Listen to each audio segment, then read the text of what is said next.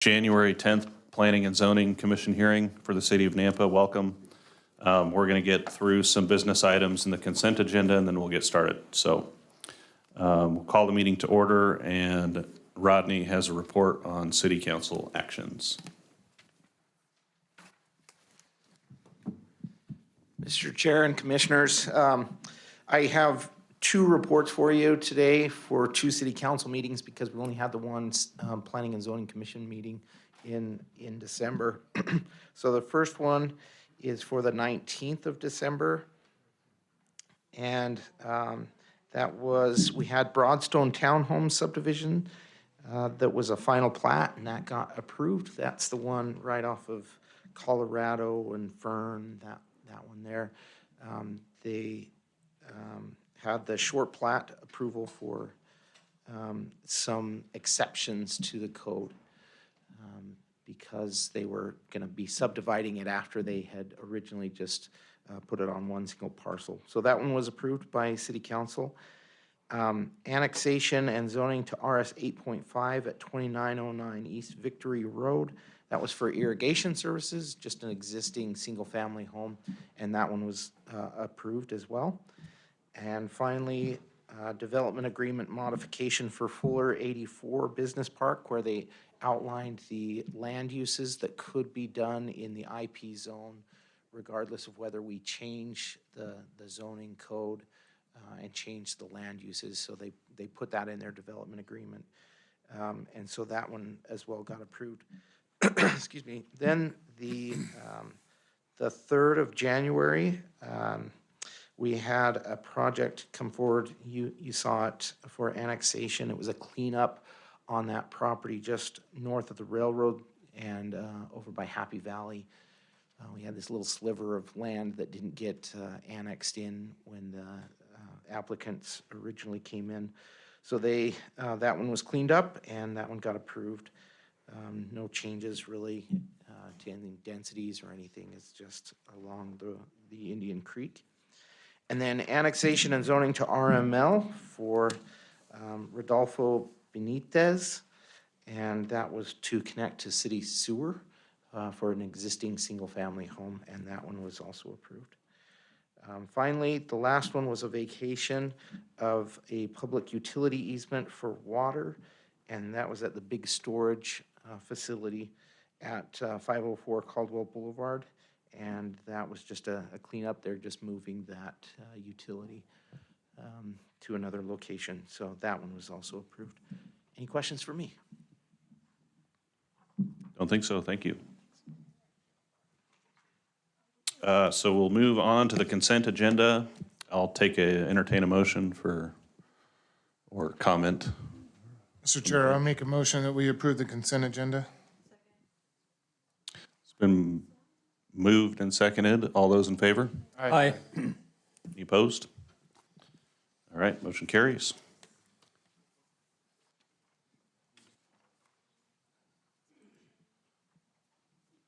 So public hearing starts at 6 o'clock. I've got 5:58 here, just seeing as how we have a full house tonight. Everyone has passed by the sign-up sheets in the back. Make sure you put your name down. If you'd like to speak or not, you don't have to, but if you'd like to, we'd love to hear you. Going to go over a little bit of rules for this evening. So we will ask for the applicant to come up. They have 10 minutes to present their project. Then we will hear from staff to go over the staff report that they've worked so hard on to put together. They have unlimited time because they're the staff. And then we will open it up for public hearing. And those of you that would like to speak, you come up to the podium, give your name and address for the record because we are recording this evening and Karen needs your information. And you'll have 3 minutes to provide testimony. There'll be a timer up there, and when you see the time counting down, just make sure and wrap up your comments. And then the applicant will have 5 minutes of rebuttal time to address the concerns that you brought up, and then we'll close the public hearing, deliberate amongst ourselves, and make a decision. So those are the rules, and I have 6 o'clock, so we'll go ahead and ask for the applicant for the first public hearing, annexation and zoning to BC for 4.69 acres at 2522 and 2508 North Middleton Road for the Northwest Village Development for Randy Haverfield, representing TV Holdings LLC. Oh, you're already up here, Randy. You know what you're doing. All right.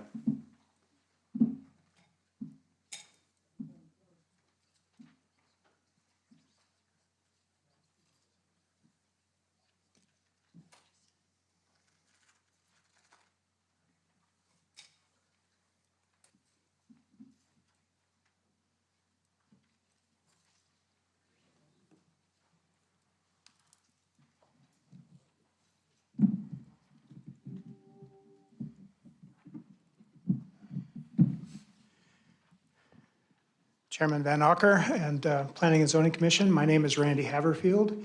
I'm with Architecture Northwest. Our office is located at 224 16th Avenue South here in Nampa. I also reside in Nampa at 1015 Heartland Drive. Tonight, I'm representing the developer for a project called Northwest Village. I do have some images that I'd like to share on the screen if I could. Just bear with me for a second and I figure out how to do that again. I hit share. Do I hit? And I don't have that on that icon on the screen. Oh, there it is. Okay. Yeah, so, So if I want that image. yeah, so let's go back to the teams. Where's your teams? There it is. Okay, and then you just go up to here, Oh, and hit that. and then you're good. There it is. Okay, for the project reference, on the screen, you'll see that the project is located with access off of Karcher Road, which is, it's on the south side. The red line indicates the property boundaries. Okay. And it has access to the west on Middleton Road and on the east on Sundance Road. Some of the features of this site is it's currently a vacant property. It has been a pumpkin patch in the past, if you remember the pumpkins that are sold off the site. Currently, it's just it's weeds. So the project, as you'll see here in a minute, is quite a development that will access those 3 road frontages. And I'll show the site plan as it's developed. But just a couple of features on the property itself. It will consist of what we're asking for tonight is the upper portion, which is brown in that red area, is currently unannexed property. So we are asking for annexation of that 4.6 acres, 4.69 acres. The balance of the site is already within the city limits, and it is Zone BC. So the annexation request with the zoning would be for also a BC, and we would combine all the lots together to create one lot for this project. Along Karcher Road, we'll also be developing a commercial pad that will meet the requirements for the BC zone as far as that frontage having commercial. The balance of the site will be developed in apartments. So if I can just indicate now. Will it change on its own? Okay, what I'd like to do is just show a quick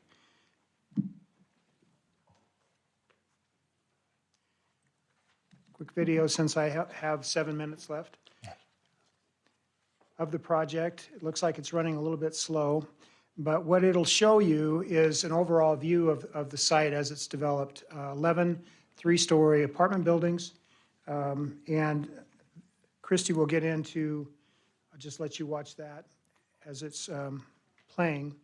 But the vernacular of the buildings are meant to emulate a farmhouse style, contemporary farmhouse style design with material types of cedar, stucco, stone, and metal asphalt roofs in some areas, but basically a three-story unit which are walk-up. This is internal looks at the building, or the building layout. When it gets to the end, it'll rise up to an overall view, and I'll stop at that point so I can speak to a couple of features about the development itself.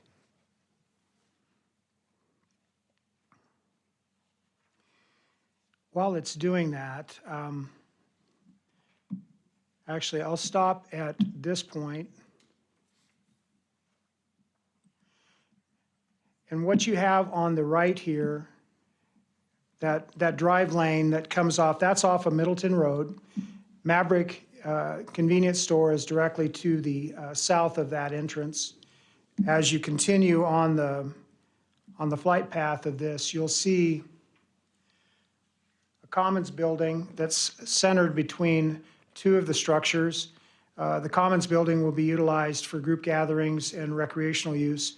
Behind it is a pool and deck and a pickleball court, along with a kids' playground area.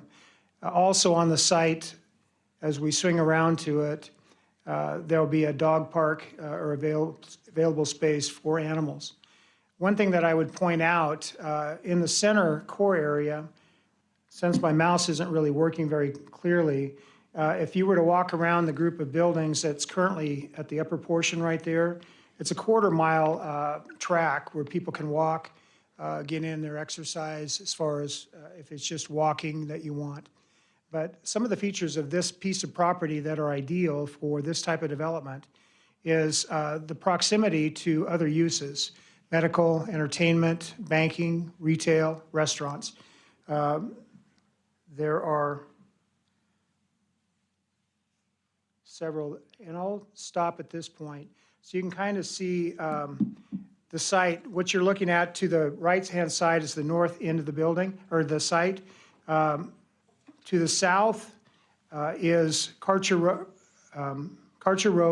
Karcher Church of the Nazarene. That parking area you see is for the church. To the east is commercial development, also a BC zone. To the south is BC zone. To the west is unannexed property, currently in the county. Again, what we're looking at here, if I can go back, I'd like to just point out one thing as far as distances between, if I can do it. I'm sorry. It's not going as easily as I thought it would. Let me go ahead and go out of here.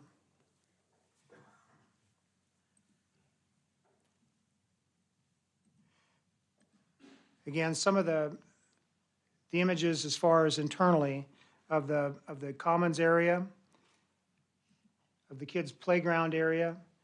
Again, you can see that there's quite a bit of open space. As you look at the development, only 20% of the site is taken up by buildings.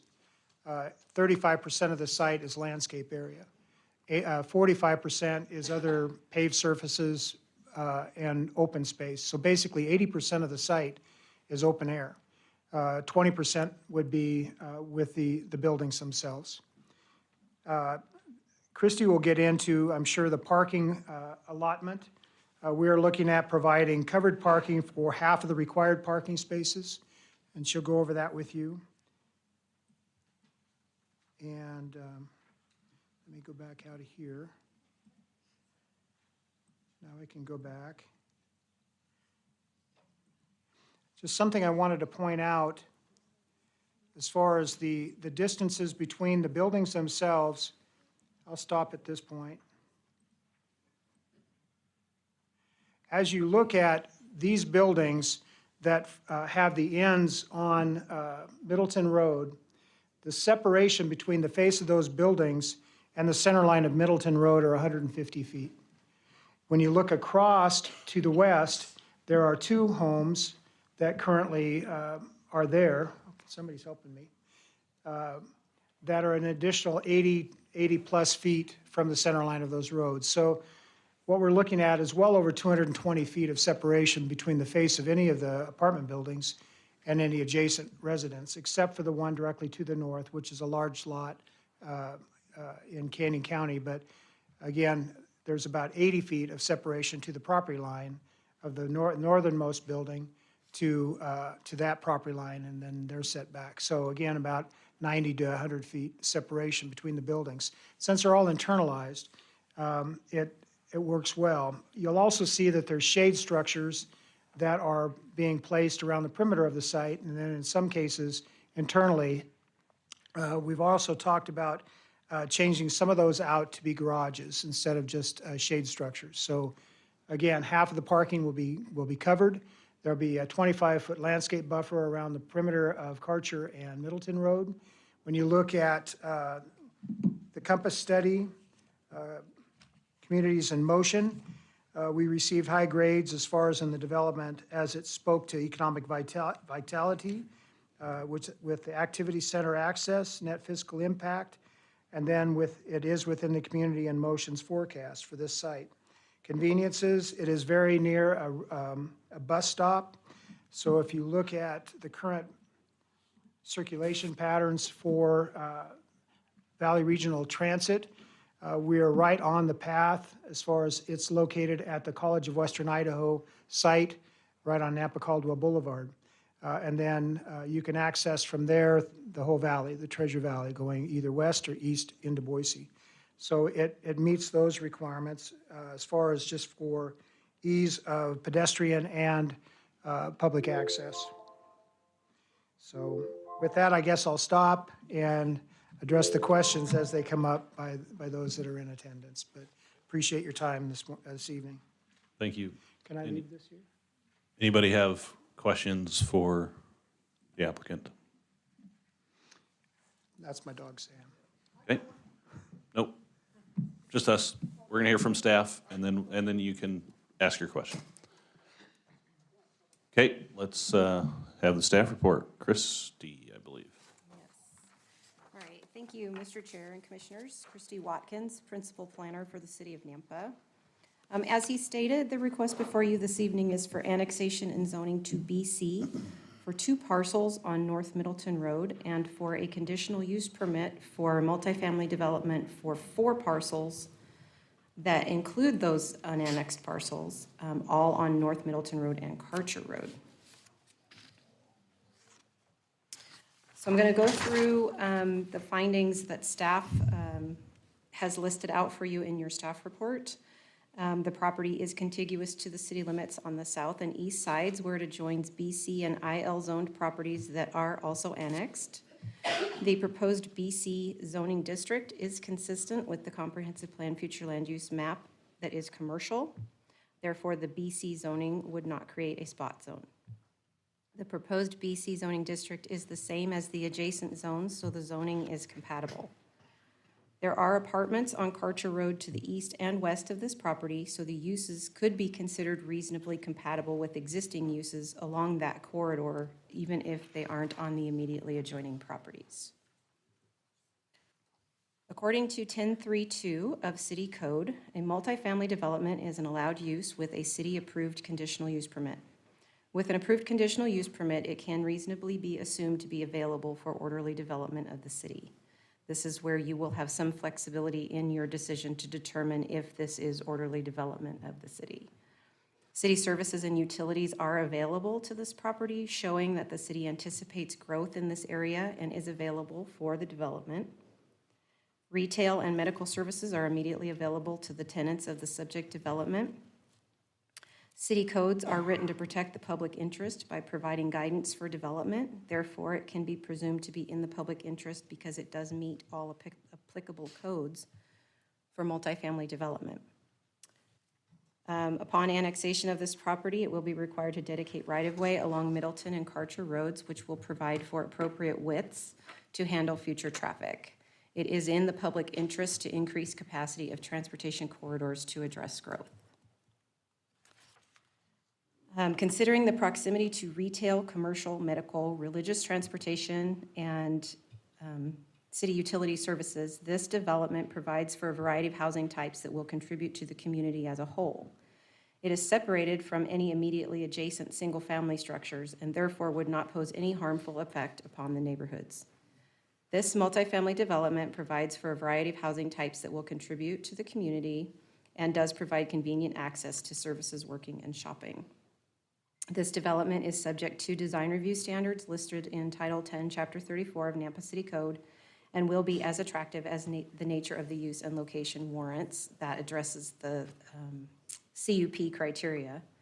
And then this item is where, again, you have a little bit of flexibility. Providing housing types of all types allows for residents to find and keep a job and potentially establish permanent residency in this community. All phases of housing provide an essential service. It's up to you in the CUP criteria to determine whether or not it does provide an essential service to the community. And then the footnote for 1032 talks about the heights of the buildings and the amenities and the mix of uses, that should go along with a multifamily project in a BC zone that fronts a major corridor. So this multifamily project does meet that criteria in the fact that it provides a standalone commercial building on the Karcher Road frontage with access to Karcher Road and Sundance Road. And so it does conform with that portion of the code as well. He went over the property details a little bit. Part of it is in the city, part of it is not. The eastern properties are IL zoned and BC zoned. The southern properties are RD, where there is an apartment complex located, and BC, where there's a church. Diagonally across the intersection, there is a medical facility. Directly to the west is BC zoned property that is as of yet undeveloped. And then the Karcher Acres subdivision to the west that is in the county that was established in 1970. The land uses in the area, we've covered all the services that are available to the property. It is in the commercial designation, so the BC zone is an appropriate zone for that. With the traffic impact study, accesses A, B, and D, which is Sundance, Karcher, and 1 on Middleton. No turn lane is warranted. Access C, there is a westbound right turn lane that is warranted on Middleton Road. And this also triggers an eastbound right turn lane at Caldwell Boulevard and Sundance Road. So that's up north on the Caldwell Boulevard intersection. And there will be right-of-way required to be dedicated. So this property is annexing 4.78 acres. The overall project area is 12.46. There's 264 dwelling units with 1 commercial pad that fronts on Karcher. They are providing 528 parking spaces, there's 528 parking spaces required. They are providing 554 parking spaces. 284 of them will be covered, and there are 11 ADA spaces. He went over the area that would be covered with landscaping and the amenities. There was no landscape plan submitted, but that will be required with the building permit, and we will do a complete review of it at that time. As far as comments that were received, the Idaho Transportation Department requests to review the traffic impact study and the approach permit for Karcher Road. Engineering does not oppose this request and has listed their conditions in their memo, and I have added them as conditions of approval in the staff report.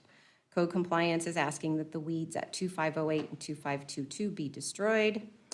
Valley View School District states that the schools are over capacity and there are no bonds available to increase capacity at this time. Police has asked for 1.06 funding for 1.06 officers and 0.35 support staff. And fire has indicated that the response time from Station 4 is 5 minutes and would likely pose an increase of 0.8 firefighter personnel.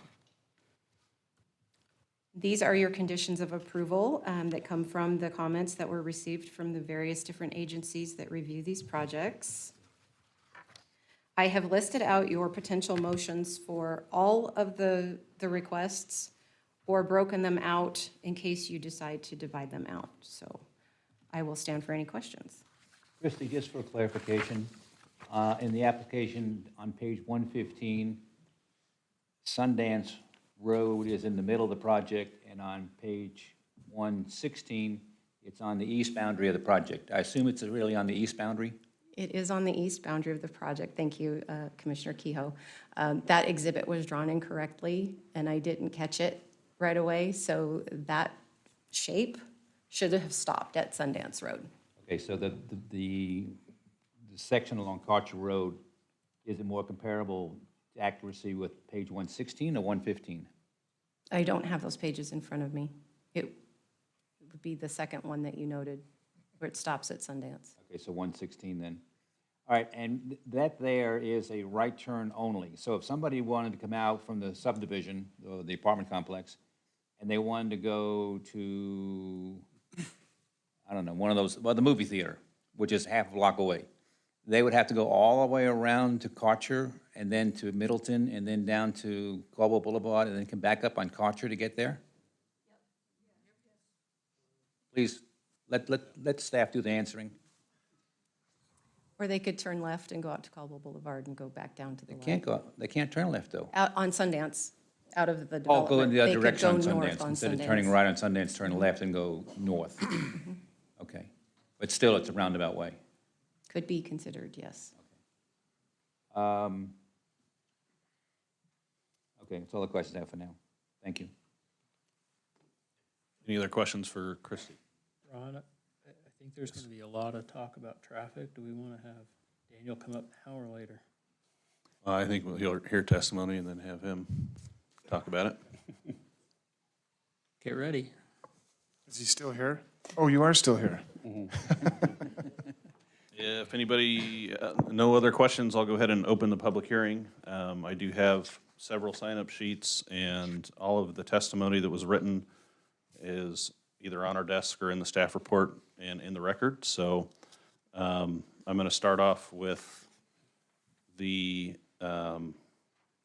people that have signed up for the proposal or in favor of the proposal. I have about 7 names. If you signed up for and you're against, just let me know when I call your name. So Jonathan Newsom. I'm against. Okay. I assume Rosemary Newsom is also. Yes, sir. Okay. Riley Werner. Okay. Do you want to speak? Okay. John Bottles. Okay. Mark Bottles. All right. Okay, now we're going to hear from those signed up against the proposal. And again, remind you that you have 3 minutes to tell us what's on your mind. We'll try to get through these as quickly as possible. And if you're signed up and you would like to speak, if somebody has said what you're going to say ahead of you, you can say, I agree with that, or you can come up and agree and talk. You're all here. We believe in the public process, and everybody has a voice and they get to speak. So we're going to honor that and get through this as efficiently as we can. So Stephanie Peters, I have first. And again, when you approach the podium, just give us your name and address for the record, please, before you start. May I hand these to you? Give them to Karen. Yep, at the end.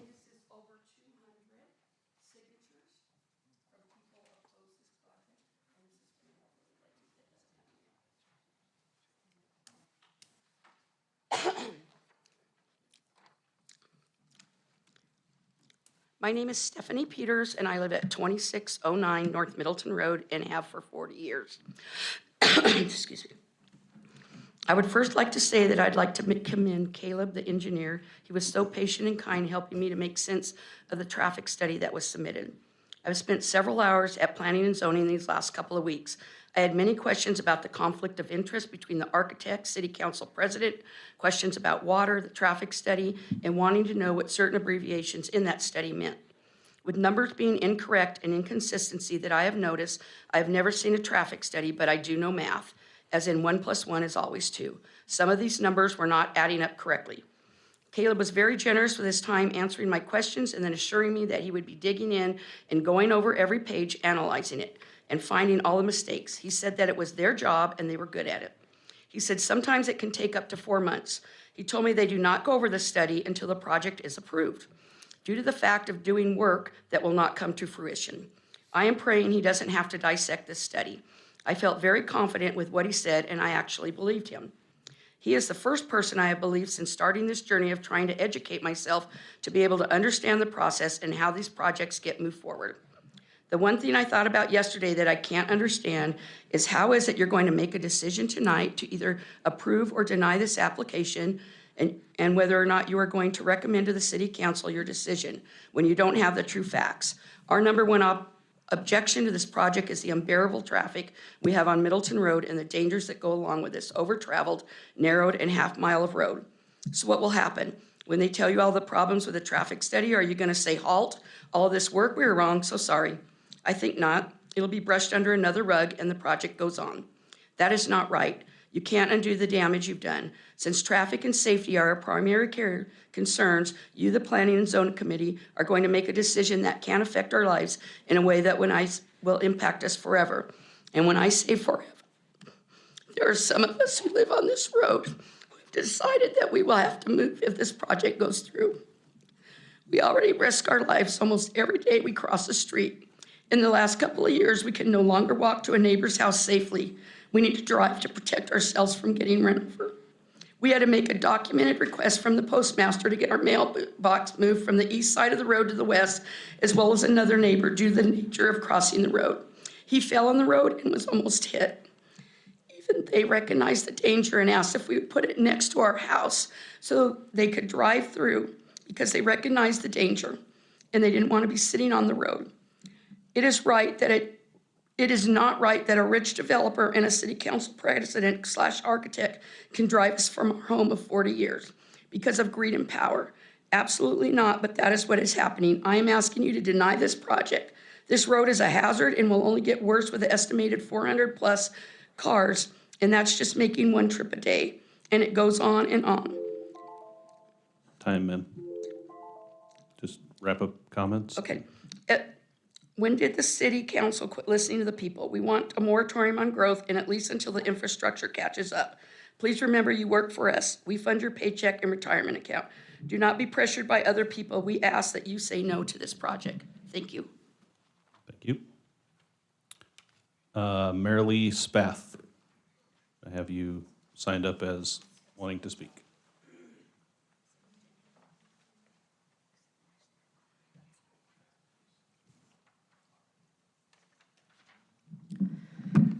My name is Marilee Spath. I live at 11195 Hunt Avenue, Nampa, which is right off of Middleton. This will be very close to the entrance to my neighborhood, the street I live on. I bought my house a year ago, so I'm the new kid in the neighborhood. I've met my neighbors. I love my neighbors. They're elderly. A lot of them are disabled. A lot of them are shut-ins. They've been there 40, 50 years. I'm going to lose my neighbors if you guys approve this. We all have homesteads, livestock, chickens, pigs, sheep. It goes on. There's an ease of way ditch bank behind my home. It's my property, but the city has an easement. Kids walk on that from the subdivision at the end of my street. They walk on that to go to Maverick, and they cross Middleton Road, not at the crosswalk, because it's too far. We know kids, they're just gonna jot across real quick. It's dangerous. My daughter works at Maverick. I will not let her ride her bike nor walk to work. I drive her because Middleton is just not safe. I hear cars as I sleep at night racing up that half mile, because they can time themselves and see how fast they can get from light to light. Putting this complex here would be a danger, and it would not do the public a service. So word on the streets is that this is a done deal. It's stamped, it's going through. It's not a matter of if, but when. I helped gather those 230 signatures. And as I was out gathering and speaking to these people, I spoke to people from all walks of life, from people who barely spoke English to people who are like Bottles in Haverfield and live in their nice house, in their gated community or wherever they live. I spoke to a lot of people that came and went. I stood at the property site and I asked people what they thought. All of them shook their head in disgust. This is rural. This is county. This is a part of Nampa I remember as a kid, born in 1973. So I remember when that was very rural. And I would go to the Karcher Mall.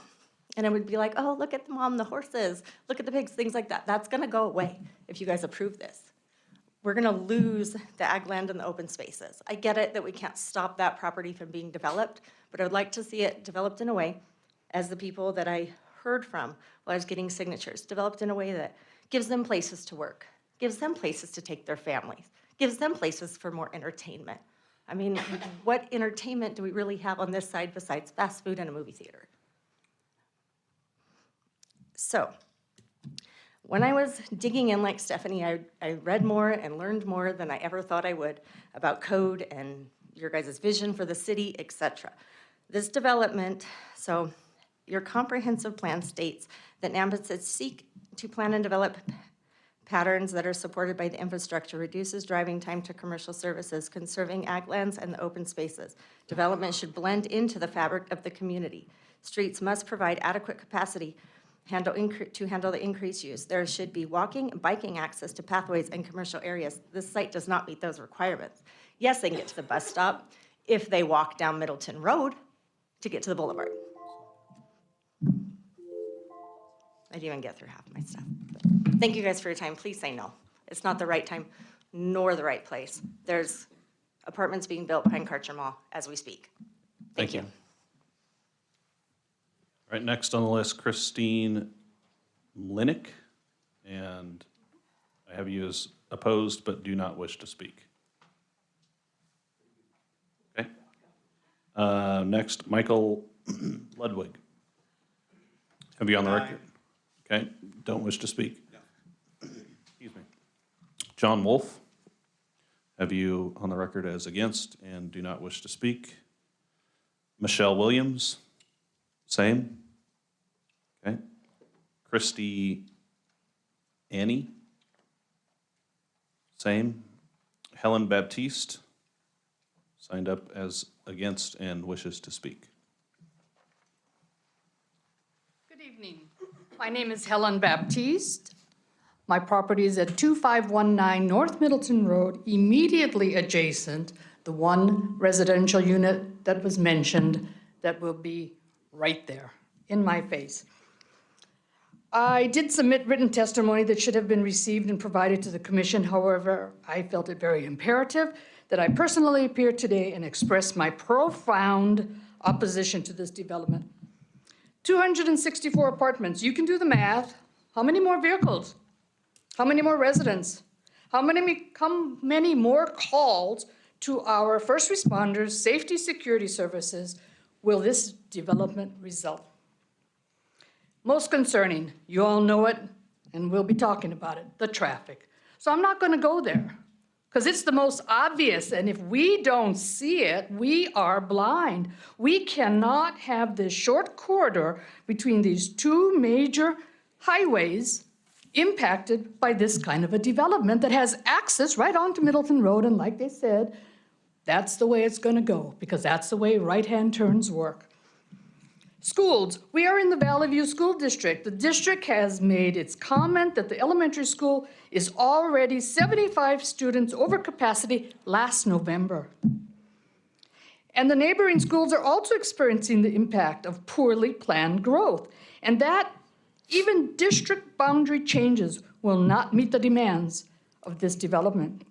Schools and the issues relating to our children are not the responsibility of this Planning and Zoning Commission, but it's documented, it's common knowledge, and it must be considered, and it is the board's responsibility and moral obligation to take these issues into consideration when making a decision, when answering the question, is this development conducive and in the best interest of our community?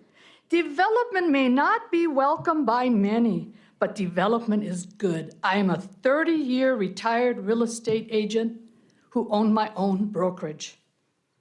Development is good, it's inevitable, it's welcome, it's necessary to meet the growth of Idaho and create good communities and opportunities for all who reside in them. But poorly planned development, especially high-density development in areas that do not have proper infrastructure, schools for our children, sufficiently staffed first responders in place in order to provide a safe community for all the residents who reside there. Not good. It's not welcome and cannot be allowed until the necessary infrastructure and services are in place. This is not compatible with our existing property use. How about a storage unit? A low-impact medical service facility, maybe a rehab type center. How about even single-family dwellings? Residential single-family dwellings. That's kind of pushing what the community wants, but hey, that's really reasonable compared to the numbers we are dealing with. We have a relationship here. Time, Ms. Baptiste. Yes, and I'm going to wrap it up. Yep, thank you. Our relationships are based on communication and compromise. A development of some kind is inevitable. This proposed development is not. Thank you for your time. Okay. Let's see, where was I? Tammy Bliss. I have her signed up and said she'll be online. Is she online? Nope. Okay. She against? Yes, these are all against. We're done with the fours. And I don't have anybody on undecided, so. Lloyd Rogers. Would like to speak? Yeah, okay, great. Hi, my name's Lloyd Rogers. I live at 2913 North Middleton Road. I've lived in this house for over 40 years. I went to the Valley View School District. In that time, I've saw big changes in our neighborhood, some good, some bad. Development's okay, but putting up 200 and plus apartment buildings is insane. Our schools can't handle it. Our road definitely can't handle it. On any given day, between 6 and 9 a.m., there's 30 cars deep from my house to Namacollo Boulevard. The same way on the other end of the street. It can take 3 to 4 light changes to even get out on 55 or Namacollo Boulevard, depending on the time of year. If there's a traffic accident on either the boulevard or Highway 55, they divert traffic onto Middleton Road. I've seen our road literally lined from one end to the other with cars on both sides, unable to move.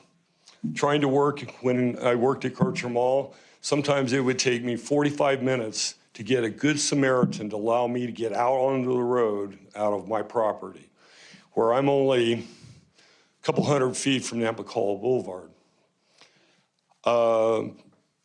Putting that kind of a housing, is just wrong. We're a residential neighborhood.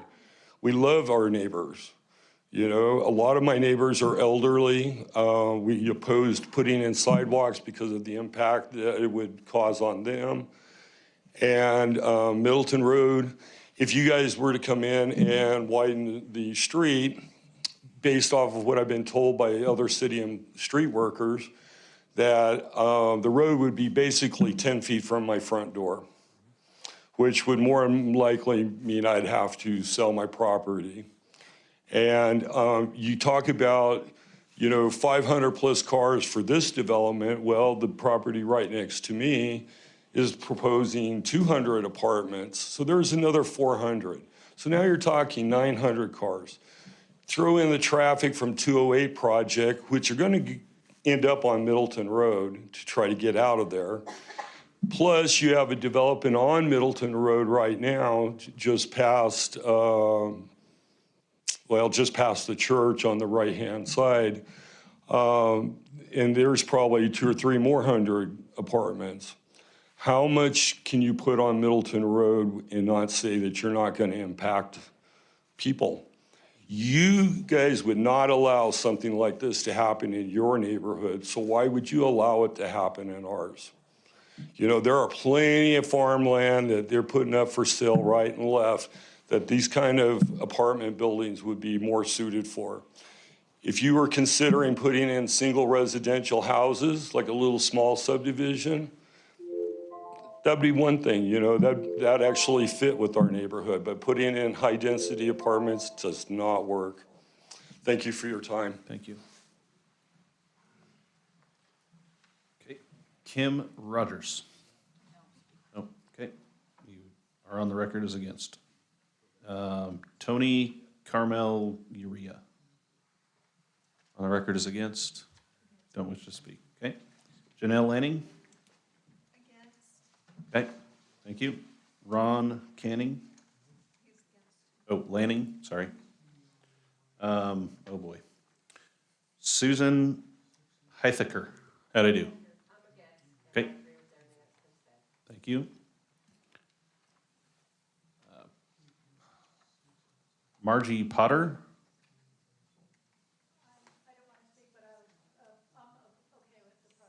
Oh, okay, I'm sorry, yep. So Margie Potter, 4. Okay. Patricia Burns.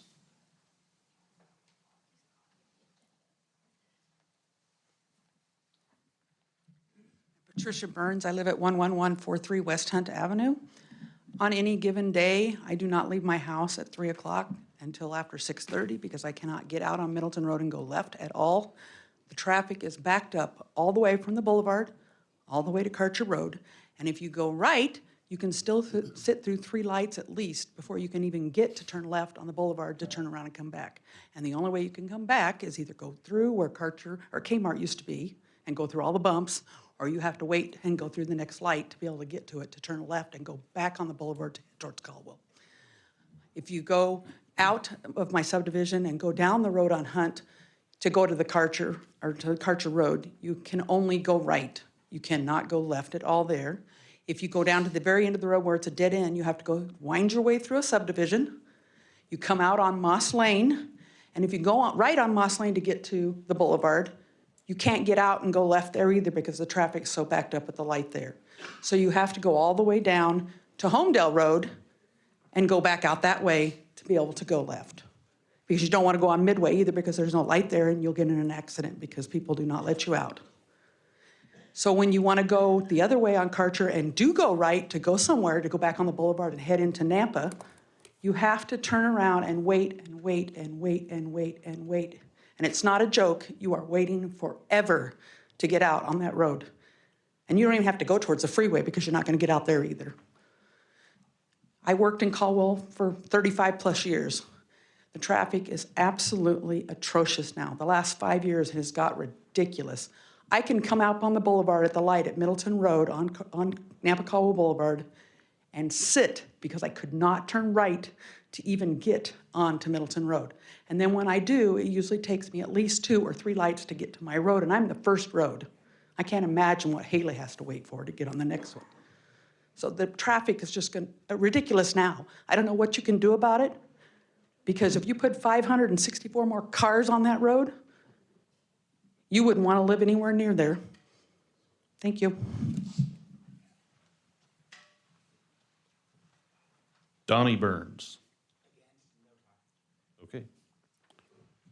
Eric Flood. No talk. Okay. David McCarver. Yeah, I'm against. I just in agreement with what's already been said against regarding the Middleton's already over capacity. Okay, if you got to come up here and talk if you want to put your comments on the record or.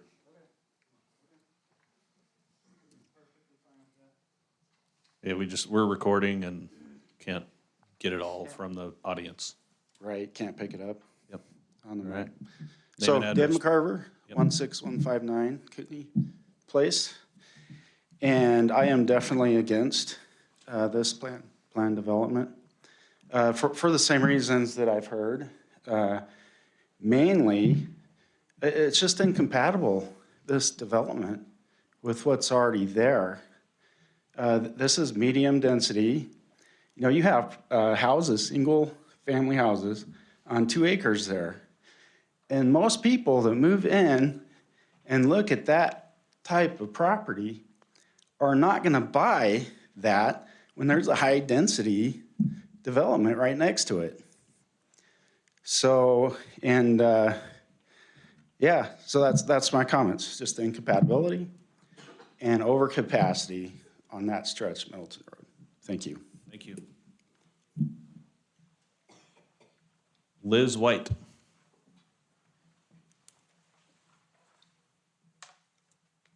My name's Liz White, and I live at 2610 North Middleton Road. I am the property that is right next door to the north of this property, or of your development. In addition to the traffic and the schools, I have specific needs I would like addressed or considered. And that is that my husband and I run a nonprofit farm, and we raise produce and fruit for the Nazarene Church Food Bank. We have 27 fruit trees and 3 large garden areas. And yet I am going to sit right next to this apartment complex. So my problem is that in the past, there is an irrigation line that comes to my property. I am the very last one on the line from Sundance. Previously, the previous owners, each of them was responsible for taking care of and maintaining that irrigation ditch. Now this property owns that entire irrigation ditch, and I would like to know how they're going to guarantee that I continue to get my irrigation, because it's imperative to my farm. So I'd like somebody to get back with me on that. And then my other issue is that there's been some scuttlebutt that when there is considerable construction going on in close proximity to my well, then somebody needs to be testing my well periodically to make sure that whatever they're doing over there is not impacting my water.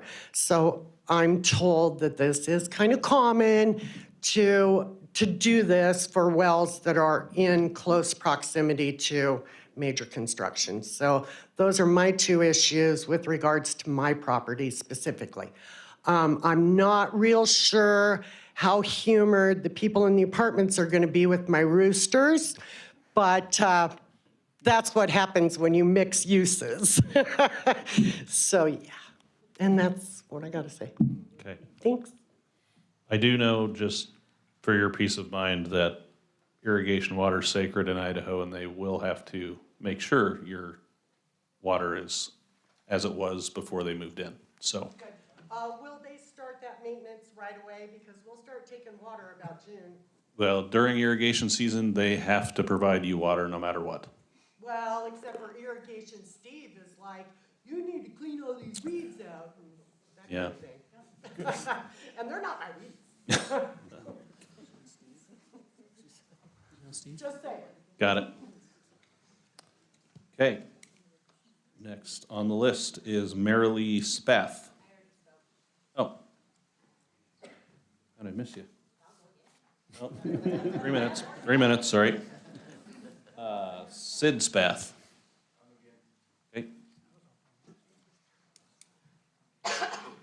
Brian Ertman. Okay, thank you, sir. Ed Baker? Okay. No comment, got it. Bill Hamilton? Ready?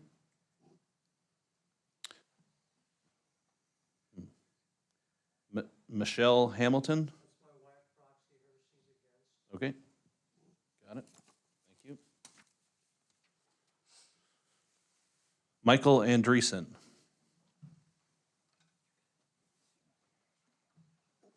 He says again, it's under against. I am against, sir. Okay, gotcha. Michael Andreessen, 11341 Hall Drive.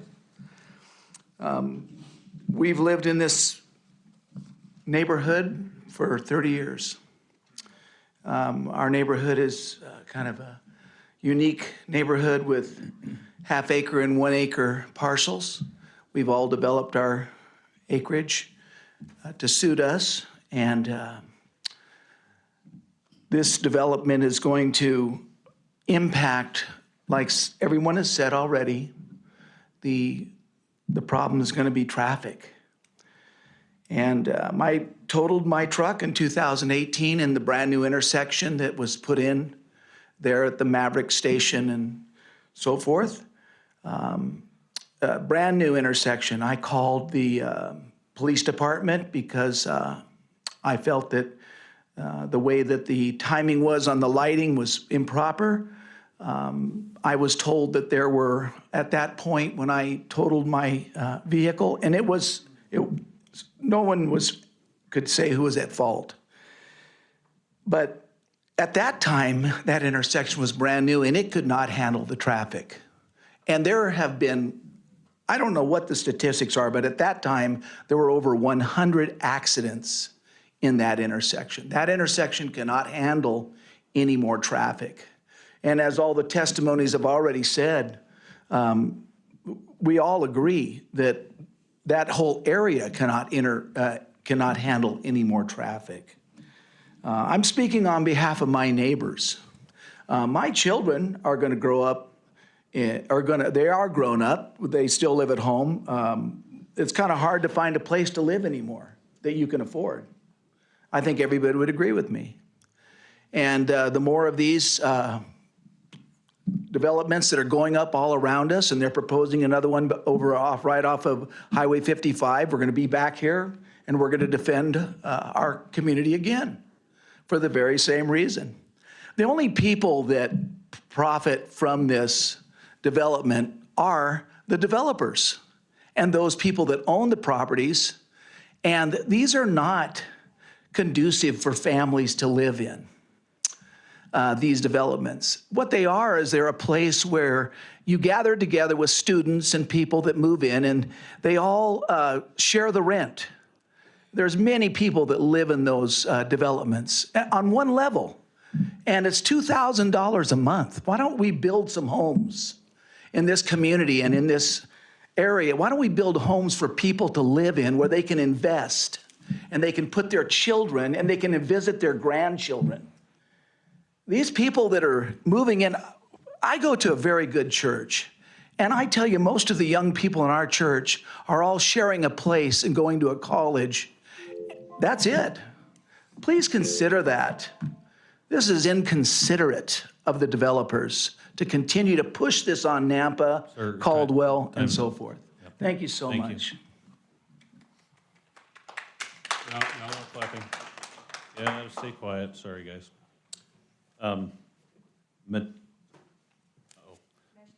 Mextill, thank you. Miss Andreessen, maybe? I'm against the proposal, and I agree with those that have already spoken. Thank you. Terry Kane? Oppose, and I agree with everything that's been said. Thank you. Robert A-Y-E. Oh. I am opposed. I agree with everything that's been said. Thank you.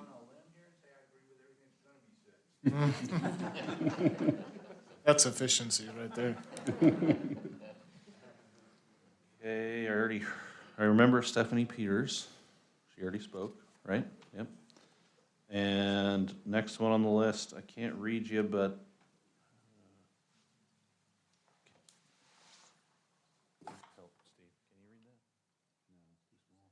is it like Samantha or 16197 Latah Drive? Okay, sorry for butchering. I got it now. Jess Wright. But, okay, 2 thumbs down, got it. Ryan Fowert. Okay.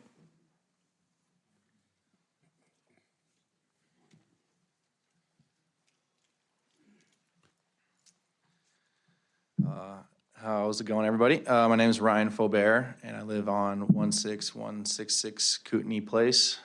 And my backyard is basically facing this development, and minus all the other main points that we've already all brought up, with renting and just the overall apartment living situation, you always typically have a lot of younger kids who live there, and sometimes, if they're bored, are they gonna be wandering into our neighborhood, trying to, stay busy or whatever they do? But it's there's gonna be a concentration of young people in a certain area, and is that gonna push them into our neighborhood looking for things to do or things to find?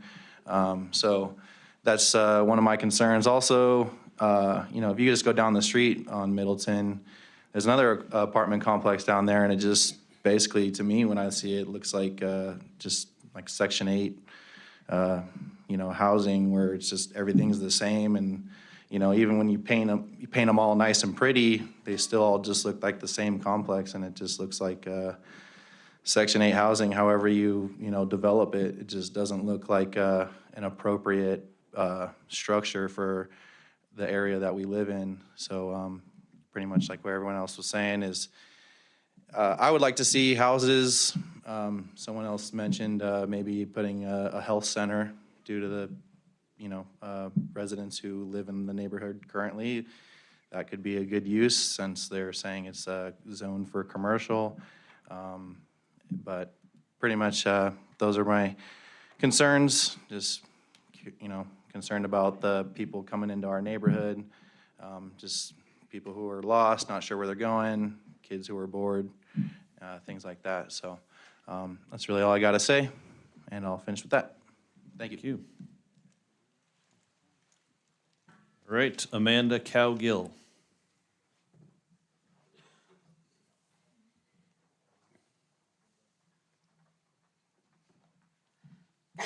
Good evening. I'm Amanda Cowgill. I live at 16151 Kootenai Place.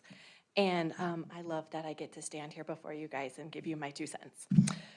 So currently right now, maybe at like 7:15 in the morning, 3 cars can turn off of Middleton onto Karcher Road if the interstate doesn't get backed up. And my other concern was all those apartments at the Karcher Mall, are they gonna take Cascia and then are they gonna block that intersection, which blocks up the Middleton and Karcher intersection, because that already happens. So that is my big concern. Like I said, I live right there by Maverick. It can take me on a good day 17 minutes to just get to the opening of the freeway, not even on the freeway. Valley View is full. We live on the other side, so we go to Lakeview. We don't go to East Canyon, but currently all those new homes around Lakeview, those kids ride a bus to Lakeview Elementary. They get on a different bus at Lakeview Elementary, and then they get bused to a school that is not almost 200 kids over capacity. Currently, you can't, like quite often, you can't turn left off of Haley onto Karcher because there's so much traffic backing up. And there's always those nice people that wave you on, but I don't trust other people. It makes me nervous. And the Karcher Exchange, it does get completely backed up from Middleton Road up over the overpass. And so, like everybody else, it is the traffic. And thank you so much for listening to me. Thank you. All right, I think that's all the names I have signed up. I did. Oh, no. Well, Jonathan and Rosemary Newsom, would you like to speak? No, right, okay. Got it. I'm just making sure. You were on the for list, but I have you as against, so. Okay. Applicant, Mr. Haverfield, come back up. We've got, oh, anybody else want to speak for, against, or undecided on the proposal? Yes, ma'am. Oh, sorry. I looked at her, I said, yes, ma'am. I'll get you next. Thank you. Yes. My name is Esther Ludwig. I live at 11363 Hunt Avenue. My husband, Mike, is opposed, so am I. The one thing I wanted to bring up that I didn't hear anyone talk about was Hunt Avenue itself. A lot of people use Hunt Avenue as an access to get to the boulevard. I'm included in that. I have to go to Walmart. I don't want to go down Middleton because of the traffic. And I go down Hunt through the housing tract over to the boulevard to get wherever I need to go or to go to Caldwell. We have a lot of speeders on that road. Nobody goes 30 miles an hour. We've had the sheriff out there before because we've had drag racers in the middle of the night. Our cat was hit and killed about a year ago because of a speeder. And on New Year's Eve, we got a lawn decoration. We got a nice car come right through our front yard. If it wasn't for the wine barrels we had in the front yard, she probably would have come right through our front room. So I'm concerned about the speeders. I'm concerned about the traffic as well as everyone else. But I'm concerned about my street. There's kids out there. We've only been here 4 years. And I see kids out there on scooters and bicycles, animals running around all the time. And I'm just very, very concerned for Hunt Avenue as well as Middleton. And that's all that I wanted to say. Thank you.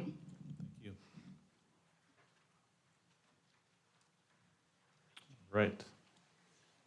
Yes, we're ready for you. Hi, my name is Janelle Lanning, and I live at 11431 Hall Drive. And myself, I feel I have the same problems as everyone else here. Our road runs alongside of the canal, the Elijah Ditch, and it's a nice, quiet neighborhood. We have, like all the neighbors were saying, we have kids, excuse me, who take walks. We have elderly. We have children. My daughter rides her horse. I mean, you can't do that anywhere else except in our nice little neighborhood. And with all the traffic that is being proposed, it is going to impact our neighborhood. We might be a quarter of a mile off of Middleton and Karcher, but we are affected because the way Hall goes, they can go over to Oneida, they can get to Moss, they can get to Hunt and Haley. Life will be different as we know it for us, and we're not moving. My daughter's living there. It's our home. But anyway, I agree with everyone who's spoken already. Thank you. Thank you. Anybody else in the audience or online wish to speak on this application? Did you already speak? Yeah. You can't, I'm sorry. You can. Can I speak? I haven't spoken yet tonight. Did you change your mind? No, I did not change my mind. Yes, you can come up. I'm just messing with you. You can change your mind. Okay. Thank you. Just give us your name and address, please. My name is Bill Hamilton. I live at 16142 Kootenai Place. And I'm sitting here and I'm thinking, weren't we just here about this time a year ago? And they were trying to develop the property adjacent to this property. I don't know if Mr. Bottle's involved in that, but basically we all had the same issues. And at that time, the board looked at that and decided to vote that down. It was a development of 3-story apartment buildings.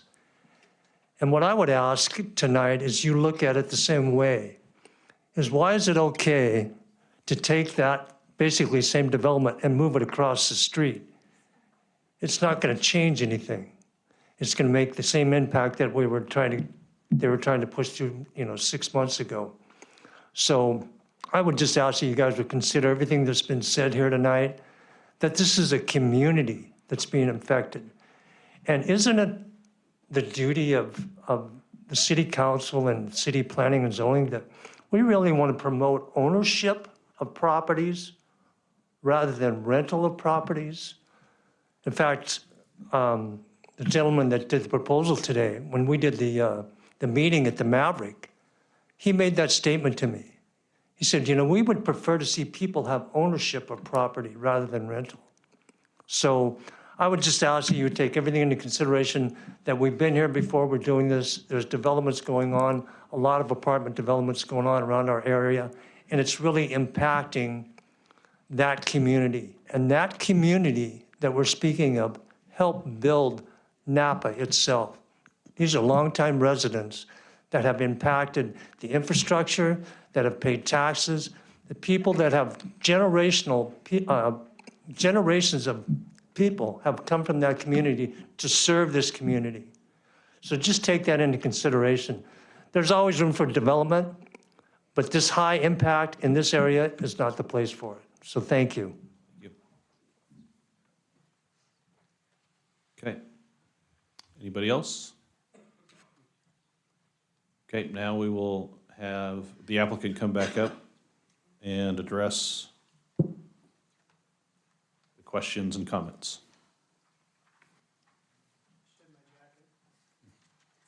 Warm in there? Yep. I only have 5 minutes. Yep. 5. There were more than 5 questions. I have traffic a lot. I've got Okay. some, I'll help you. All right, just don't start the clock. This property, there's been a lot of discussion about accessing Middleton Road, like it's the only access. It's not. There's 3 accesses to the property. Middleton Road, Karcher Road, Sundance Road. When you look at the property itself, there are accesses to use like convenience store, gasoline, convenience items, without having to get in your car and go there. You can walk down the road to get to other uses like banks and others. I went through today even and drove by the site and looked at the number of businesses that would be available to this development from a pedestrian standpoint, half a mile or less. One thing that caught my attention the most was the fact that directly to the east, there are storage complexes available. There was a question about why don't we develop storage complexes on the property. There's already a boat and RV storage. It's called Karcher Boat and RV. It has access off of Napa Caldwell Boulevard, fairly large development. Directly to the west of it is a smaller, it's called Karcher Moving and Storage. Can you bring the original image up, the site image? But just going around and looking at the medical services that are directly adjacent or available to this site is St. Al's Urgent Care, which is on the southwest corner of Karcher and Middleton Road. AFC Urgent Care or Family Care over on Napa Caldwell Boulevard within a mile of this site. Stanton Optical, which is right on the corner of Karcher and Napa Caldwell Boulevard. There's convenience stores. There's a vet clinic currently at the Spectrum Center that's being upgraded right now. And the banking, there's 5 banks. There's shopping all over the place. Theater at Edwards. Again, when you start looking at urban infill and the potential for a site to meet the desired intent of a city, and when you look at your packet and what the staff has provided for you, the project is contiguous to the city of Nampa. I'm not sure about the property that's to the west that was denied. I'm not sure that it was even contiguous to the city at that time. So I can't speak to that. This property is, and more than half of the site is already zoned BC. When you look at the vacancy rate, when we talk about timing and developers looking to meet a need, Collier's prepared a report that was given to the city council a couple of weeks ago that stated that the multifamily housing vacancy rate in Canyon County is 2.5%. Talk about single-family ownership. Yes, that's the goal I wish for anybody to have. Ownership is important, but not everybody can afford to buy a lot, build a home, or even buy an existing home. This meets that need, and it meets the need for people that don't want to own, that they would rather be able to move around. When you look at this development, I think it's an ideal location for the intended use. And I've seen a lot of projects come before the city that are bad locations. This one is not directly abutting residential development. The only property is directly to the north. You already spoke to the requirement to maintain water service to them. They don't have to be annexed. They're nothing to the people that are to the west and in the subdivisions. Most of the people that are here tonight are living in that area that are outside the city limits. Their life isn't going to change as far as the size of their lots. And the improvements that will be made to Middleton Road, to Karcher Road, and to Sundance, because of this developing happening, will help then the pedestrian access up and down those corridors. There was a question that you raised, Commissioner Kehoe, about access back to the theater. Well, there is an access onto Middleton Road, left turn to the light, left turn again down Karcher Road, and you're at the Spectrum Center. So, I mean, it's easy access. If you want to go the other way, you can certainly do that. But the city services, there was a question about this, is not having city services. It has all the services available to it. It's an enclave parcel. And when you look at the law enforcement and fire protection of this site, it's already being protected because it's within that area of impact. It's within, as an enclave parcel, it'll be easily accessible as an extension of an already existing BC zone. I think that the improvements speak for themselves. We've showed what the intent is of the developer to develop a first-class development, not a Section 8 housing project. we're required to go before the Design Review Commission now for any apartment project as well. That's why the amount of work has already been done to scrutinize the parking layout, the design of the vernacular of the building. So anyway, maybe I can answer a question and add a few more things. I have questions. Questions for the applicant, yeah. I do. You mentioned the vacancy rate. I had written out early in the public testimony, 2.5% in Canyon County, did you say, for multifamily housing? Yes. Any idea what it is for the city of Nampa? We were provided by Colliers, and I can leave this with you because I don't need it after tonight, but it gave us the breakdown of vacancy rates for not only multifamily, but for retail, office, and industrial vacancies. So when you look at the vacancy rate for multifamily in Canyon County, it's 2.5%, industrial 1.9%, retail 4.1%, and office is 1.2%.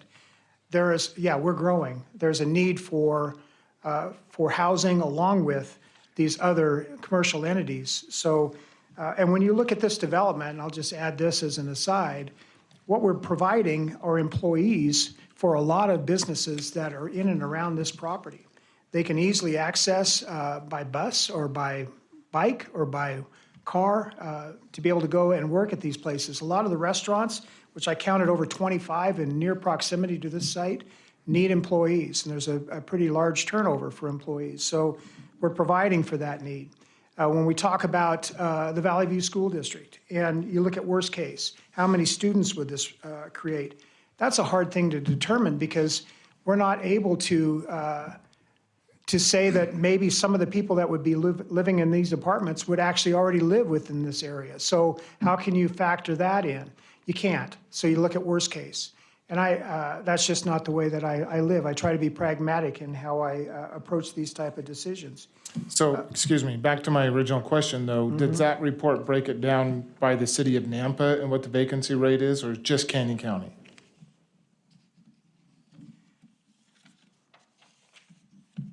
Canyon County rentals, single-family permits,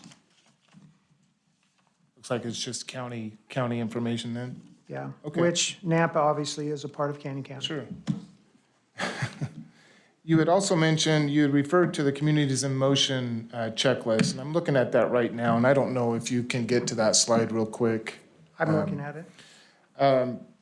So, just a couple of questions, and I don't know if you can comment to this, because I don't know how involved you were in the Communities in Motion.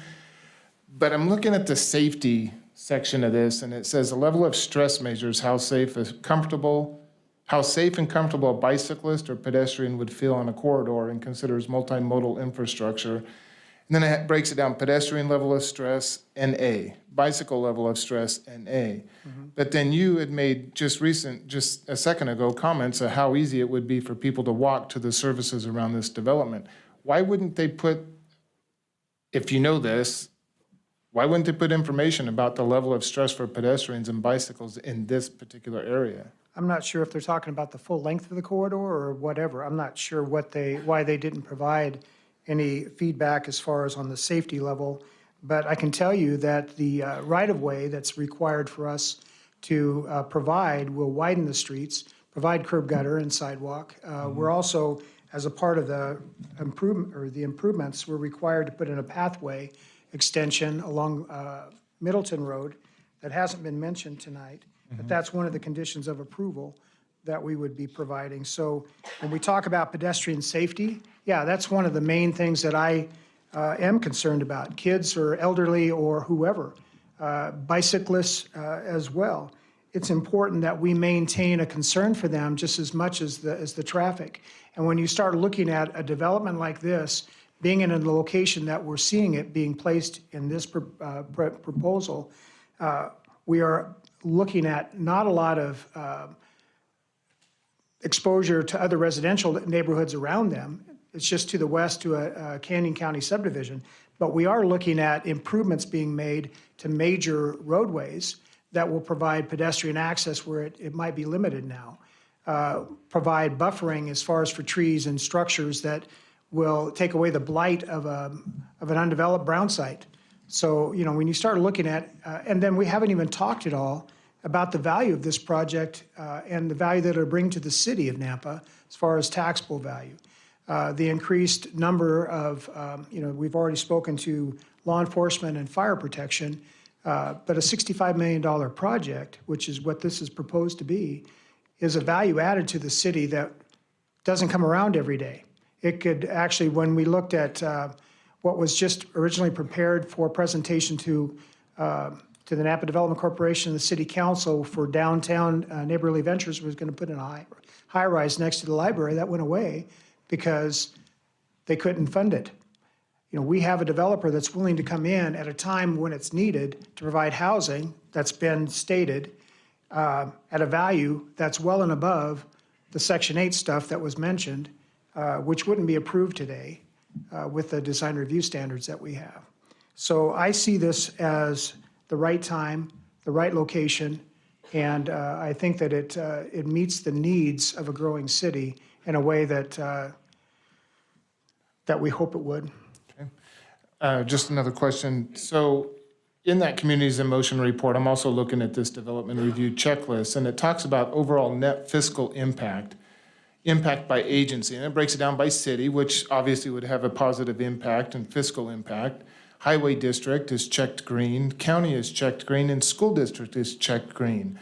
And it says the break even is 1 year. And so my question is how, one, did they get to a break even fiscal net impact for a school district?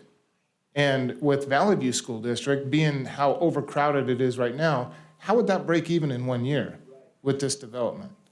So I don't know if you can answer that question because it's a Communities in Motion, or maybe staff can have some input on that also. Yeah, I'd let staff answer that question.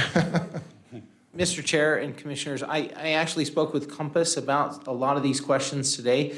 Some of their report is almost all of their report is based on existing conditions. So if they find that a sidewalk is in place already, then they give it a good score for pedestrian connectivity.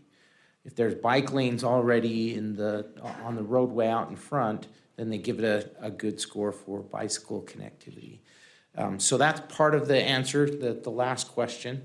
And then the second question is, they are doing things in generalities. And so they have a formula that they're using to say, if a project produces a certain value and therefore certain revenue for the state or for the school district in levies, then it's going to cover the cost of that.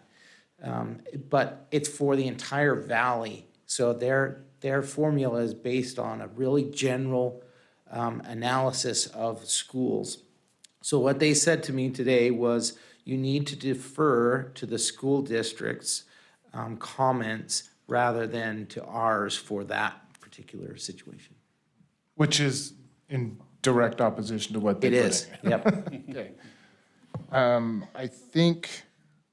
And also too, as far as when it comes to school district, obviously we have a desire to see them do well and to see our students well educated.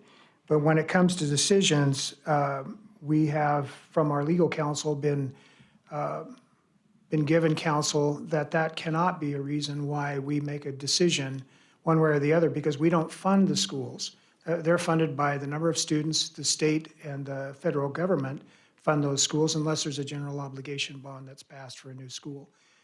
Impact fees can't be used for schools at this time, but at the state legislature level, I think that there's still a desire to maybe see something happen there. But right now, we can't, there's nothing we can do to help fund them. We do provide special or service officers at the schools for protection of the students. We can do that. But there's little else that we can do at this point because of the funding, how things are funded at this time. Well, I understand there's no way that we can fund the school districts, but we do have to take that into consideration as part of the discretion of this commission, I think, when it comes to making decisions like this. Otherwise, we wouldn't be reaching out to the school district for comment. And that's why we do that. We want the comment from agencies and different affected areas so that we can make an informed decision. And I'm sorry, I didn't even realize who I was talking to, Commissioner, sitting on the school board as well. You know as well as I do where the dollars come from. They don't come from the city of Nampa. We do provide the special resource officers, like I say. We do have a desire for our students to do well and for our community to grow and be a healthy place for them to live. That's always been primary to us, and that won't change. So when you look at a development like this and the improvements that it could make for our city, it pretty much speaks for itself in my terms. But when we look at Communities in Motion, Valley Ride is looking at, from Caldwell to Boise, the ability for people to be able to move without having to get in a car to do it. And so that's what this location provides that other locations don't. When you look at other developments that have been denied up and down Middleton Road, as an example, it's because there isn't that type of a connectivity which this provides, which I think is very important to point out. And I agree, the location really is a good location. It's the impact to the area that I am in questioning it and surrounding that. So I appreciate that input, though. Yeah, thank you. That's all the questions I have for now. Anybody else? Questions for Randy? You mentioned the improvements to the roads that this project will bring. Can you speak more specifically to that? I think in your staff report, it speaks to the right-of-way. So you're gonna, the right-of-way will be widened. I saw some right turn dedications. Yes. The traffic study is being completed at this time. I think I heard that it'll be done on Wednesday. So it's been in process. So a lot of the information that's been provided already kind of gives an indication of what the study has been able to bring forward at this time. But when you look at the impact, as far as the improvements that are going to be made adjacent to this parcel, all the access points obviously will be upgraded. A sidewalk will have to be provided as a part of this pathway extension. Whether or not City Public Works, the Streets Division will have to make the determination on where the impact fee dollars are going to be going, and they're sizable. And when you look at the developer and what they're what they're going to be investing in our community as far as with impact fees alone, that will help these improvements to happen. And this, not only this location, but other locations throughout the city where we see streets that are failing. That's the difference between looking and being progressive in our thinking with smart growth versus thinking that the city's going to be able to have the dollars available just to do improvements without developers coming in and doing the things that they do that improve our conditions. So, that's, I guess, the disconnect sometimes that happens, that thinking that we have the dollars available and we don't. The city works off of a budget that covers so many different things, and it's not, there's only so much available for road improvements, and that's more maintenance than anything else. So the improvements will be made. Middleton Road will be widened to the northernmost portion of this property.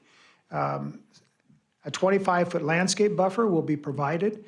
Parking will be covered along there, so there'll be a buffering of not only trees, but smaller structures that will be shade structures or garage units that you won't even see the buildings as far as just the abrupt, if there's any concern about the height of the buildings. It'll be minimized because of the massing and the layering of the trees and the smaller structures to the main buildings themselves. Sir, you need to be quiet. Can't yell at the hearing. Come on. Anybody else have questions? On the commission? Yeah, there was and I don't think you addressed this. We talked about the irrigation water, but there was a question about impact to the well. Yeah, I was during going to ask construction. engineering on that, but Yeah, that'd be an engineering question. Just wanna make sure Again, we don't when miss you, that lot is still in the county. The lots across the street to the west are in the county. Nothing will impact them from the standpoint of their actual property because we aren't improving anything on their side of the road. Everything will be improved on our side. As far as the continuation of the water in an irrigation ditch or piped underground to them, it will be maintained because state law requires that. I think the question that we'll ask engineering is the residual effect from construction to the well. So we'll get engineering to I comment can't on that. imagine that there would be any construction that would have anything, any impact on their well. I mean, if we were fracturing lava rock, as an example, that might have some nature, as far as being able to create some sort of a movement across the properties. But we're talking about the nearest structure being 80-plus feet away. as far as the larger structures. The smaller ones will just be a core drill with a concrete, encased concrete footing as far as to hold it up. Any idea what they're targeting for that commercial building? Is that multi-tenants or? Right now, I would leave, that'd be a question for them, but it's a requirement to provide it. It's a 5,000 square foot footprint that's been provided. It could be a variety of different things. We currently in our office, and I'll say that there was a statement made about my being on city council, and I appreciate the ability to serve the city, but it's a part-time volunteer on a lot of different things, but it's a part-time position. It's not full-time. My full-time job is an architect, and when I step away from my role on the city council to present this project, that means I don't vote. I just present. So I have no vote in that. All I can do is do my job, and my job is, as an architect, to represent my client in the best way I can. If I believe in a project, and I told them this, if I believe in it, I'll take it on and I'll make it presentable as far as before you and before the city council. But if it doesn't, if I'm not going to shortcut anything, I'm going to make sure that it's right. And I think that I've done that, tried to anyway, present something to you that is a first-class development in the proper place at the proper time. And I'm sorry, what was your question again then? I was just wondering if you had any potential tenants for your, Oh. if it was multi-tenant Yeah, or, we're looking for a structural engineering company to take that, at least a portion of the building. I need about 400 square feet. Okay. It'll be available to you. Any other questions? Mr. Chairman, I have questions of engineering, if I could talk to them. Everybody done with Randy? Okay. Thank you. Thank you. I appreciate the opportunity to share, and I thank you for everybody for showing up. I think this is, like I told you at the neighborhood meeting, that's what this is for. It's a public hearing for you to be able to come and voice your concerns, and we hear those concerns. We want to do right by the community. Thank you. Should we, Rodney, should we close the public hearing?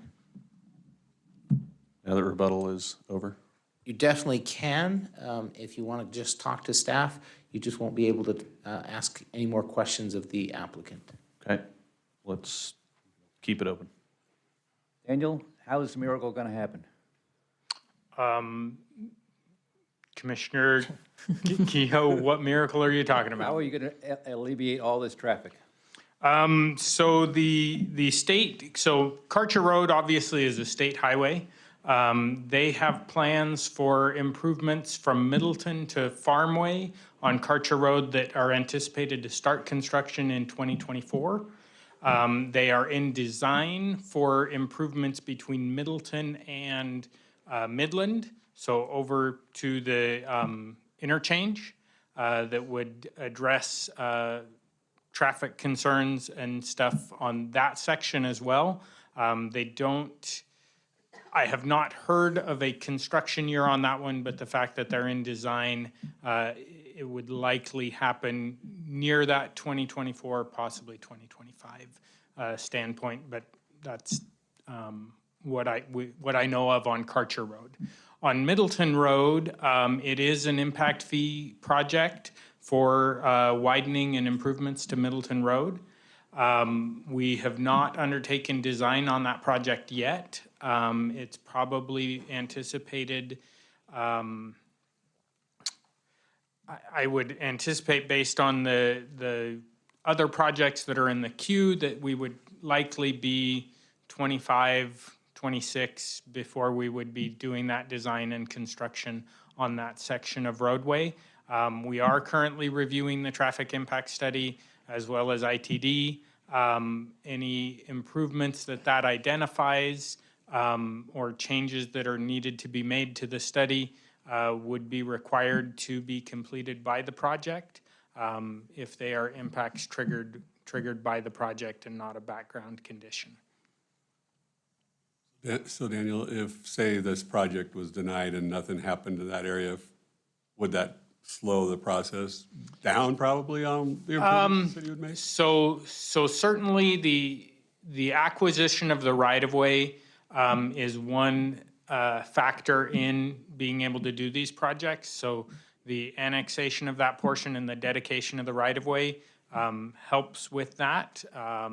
If we were to come in to do a project here and that right-of-way were not, if that property were not annexed into the city and the right-of-way dedicated, we would have to actually purchase that rather than it be dedicated at the time of annexation. So there's financial impacts there, as well as the impact fees that we will collect from this property will go to construct other impact fee projects, move them along faster, and speed up our ability to get to the Middleton corridor. Most likely, the less that would be happening out there, the longer anything's going to be before anything gets done to that nightmare now. The less impact fees we collect, the farther out projects get pushed.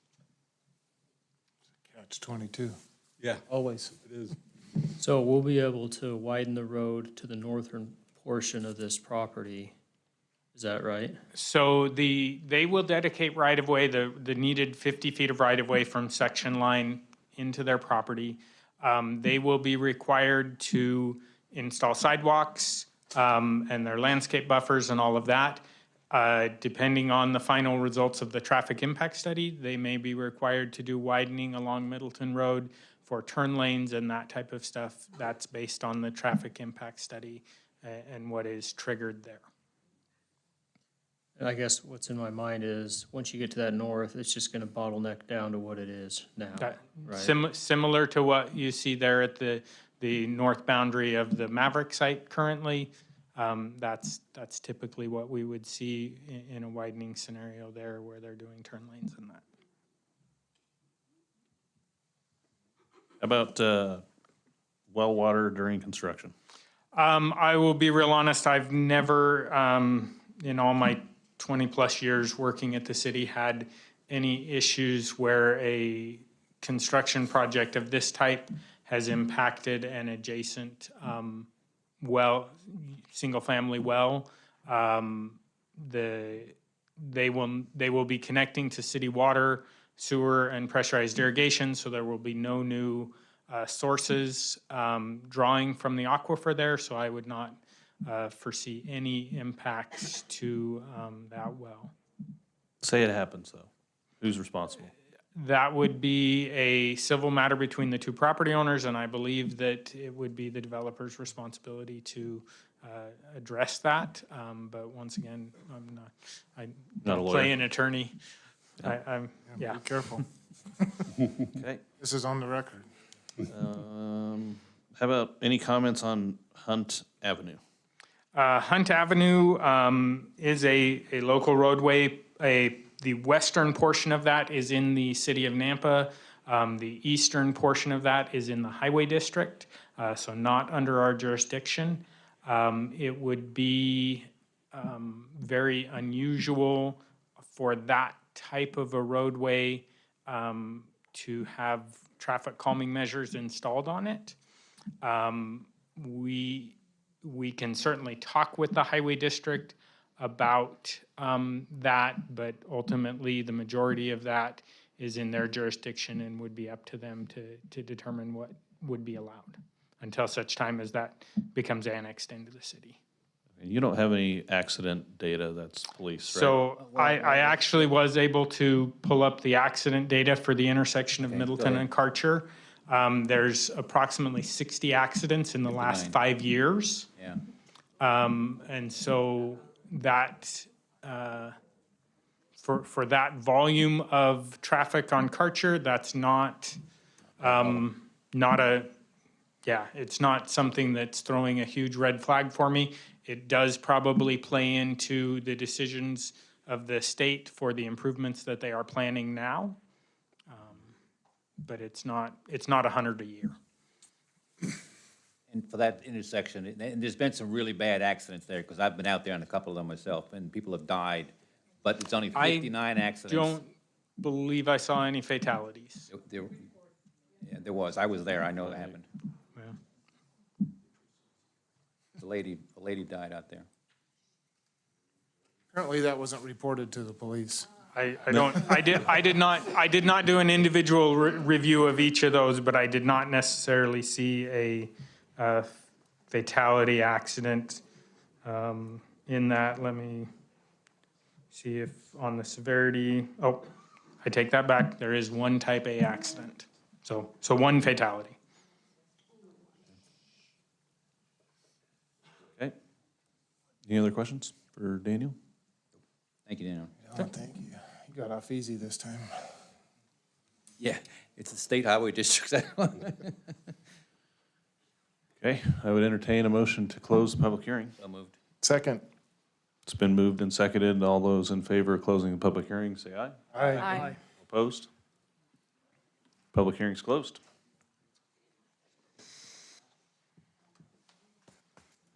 Well, Mr. Chairman, let me warn the audience, don't get excited, okay? Just listen before you say anything.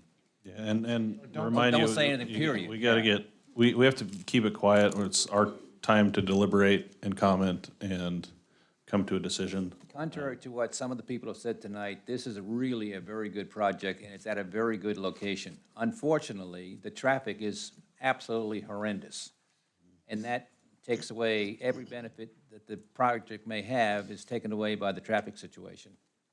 And I just can't see doing to these people any worse than what they have now, and what they have now is pretty darn bad as far as traffic goes. But it's a darn good project, and it's in the right, that's where we want these kind of things, is when they're close to major intersections and major highways, like Karcher Road, that's a major road, Highway 55. Napa Cobble Boulevard, it's right there. This is exactly what we're looking for. Unfortunately, the traffic situation is far worse than is acceptable. So I would be a no. I agree with Commissioner Kehoe, I agree with you, but if we don't have developments like this that contribute to impact fees, we don't have traffic improvements in the future. So I hear you on traffic. I drive over there constantly. I avoid it as much as I can. Me too. But I go to that Home Depot, and so I get it. But if we don't, 'cause I agree with you. It's a great site. It's a great looking project, and it's going to contribute a lot to being a part of the solution to our traffic issues. So I know I don't vote, but those are my comments. So yeah, traffic is always an issue. And I agree, this is a good location for this particular project. And I appreciate the applicant and the presentation and the developer and the design, what it might look like, taking into account the 3 entrances and exits, egress. My concern is looking at the big picture, and I know that we have to have development in order to fund improvements. This is not the only development that's going on in the city of Nampa, though.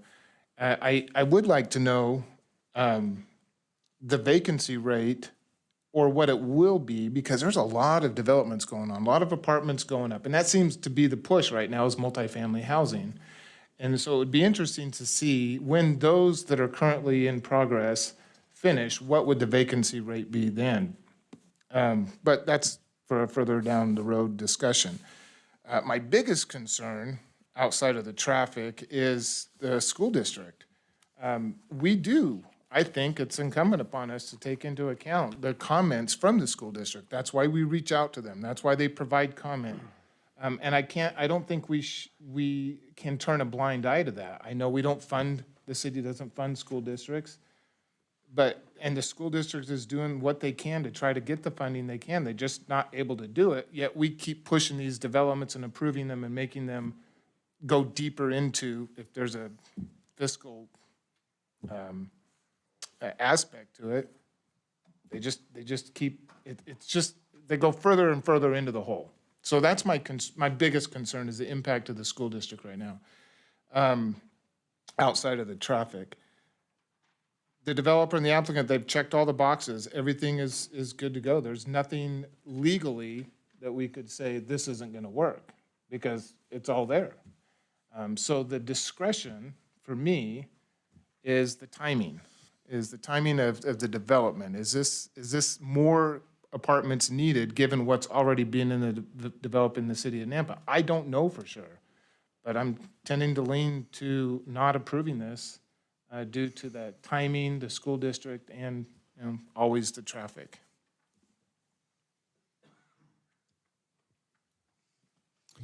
So, if I may, a few thoughts I had is, one gentleman brought up affordable housing and that no one can afford a place to live and that his kids live with them because of that. And if we don't provide more housing, that never gets alleviated. You keep denying it, it's just gonna keep getting more and more expensive. Now, I understand that there's other projects that are being approved, but another thought I had is the timing, as you're saying. So with the traffic, the engineer said that in 2024, they're supposed to start constructing more of the improvements in Karcher Road.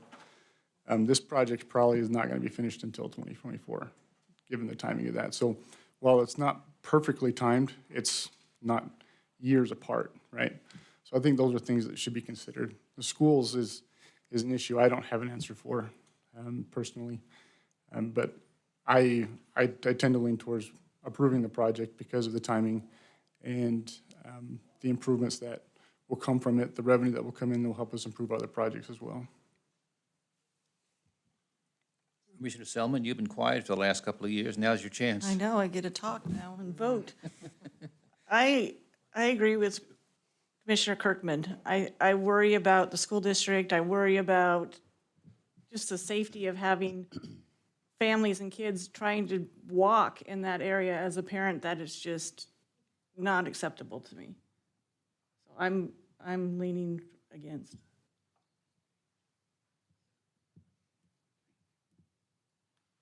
One more to go. I said I wouldn't have to vote, but maybe I'm gonna have to. I count even number other than me, so it'd be good for my first. Yeah, there you go. And granted, we are short on housing. We've been, since the crash in 08 and 09, builders have been building way under just what we need to keep up with the constant growth of population, and we're still way low. And that's why you see rents that are $1,600 for an 1,100 square foot house here in Napa, because there's no housing for people. So with the vacancy rates that he brought up, we are extremely low. I mean, you were seeing it all last summer. There would be hundreds of applications for every house or apartment that came on the block. So we can't alleviate the housing problem until we build more houses, and we can't make it affordable until we have more types of different sizes and kinds of housing. You know, granted, I would love to see everybody get out of mom and dad's house and buy their first house. It just doesn't work. They've got to start someplace. Apartments is one place where young people can go. A lot of middle-aged people prefer to travel now, and they just would rather rent than to have to worry about maintenance. So there's different people that would rent, but you've got to have a number of different varieties of housing to offset the cost, and you have to have, it's typical supply and demand, and we all know how that works. And until you have a little more housing, the cost of houses and the cost of rents are just going to continue to climb. They have come down, granted, over the last few months, and they probably will a little bit more, but it's starting to stabilize. So that's not going to help bring prices of rents and home prices down. I think this is a great place for it. I think it's a good good project. You have a ton of businesses around there, and I normally go to Lowe's and not Home Depot, so I don't go on that side very often, but everywhere you go, there's people looking for employees of all ages, all types. And there's a ton of businesses that people that would be in these places that could walk to, the Home Depot, all the businesses on both sides. So I know it's not popular. We all deal with the traffic. We've all, over the last few years, approved developments in our own neighborhoods and we already hate the traffic in our neighborhoods, and we approve them because we really don't have any legitimate reason to say no. So we have to put up with the traffic and congestion that gets worse and worse as well. And unfortunately, Napa is very popular right now, and it's growing, and it's going to continue to grow. And until we get the housing in to allow people to move out of mom and dad's house and work and contribute, and we get some more businesses that can help offset our taxes and contribute more to the city coffers to help improve roads. By stopping stuff, it's not going to improve anything. So I'm leaning in favor of it, so.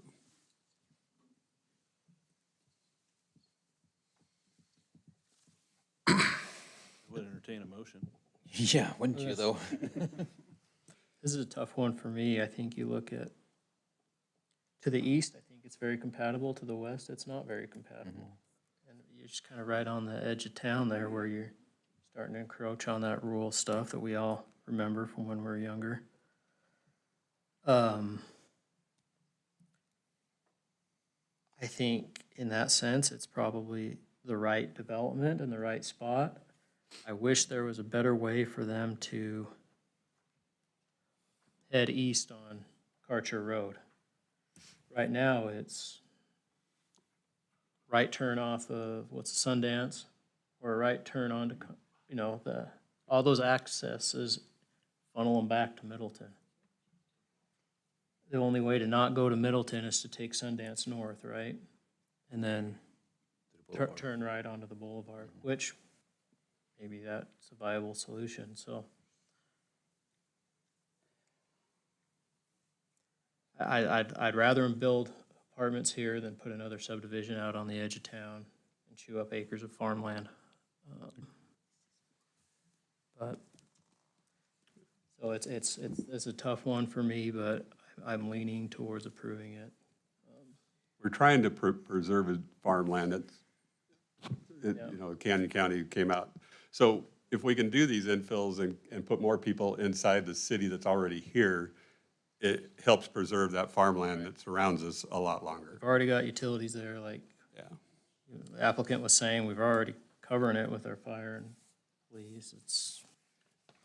Yeah, and I agree that infill is good.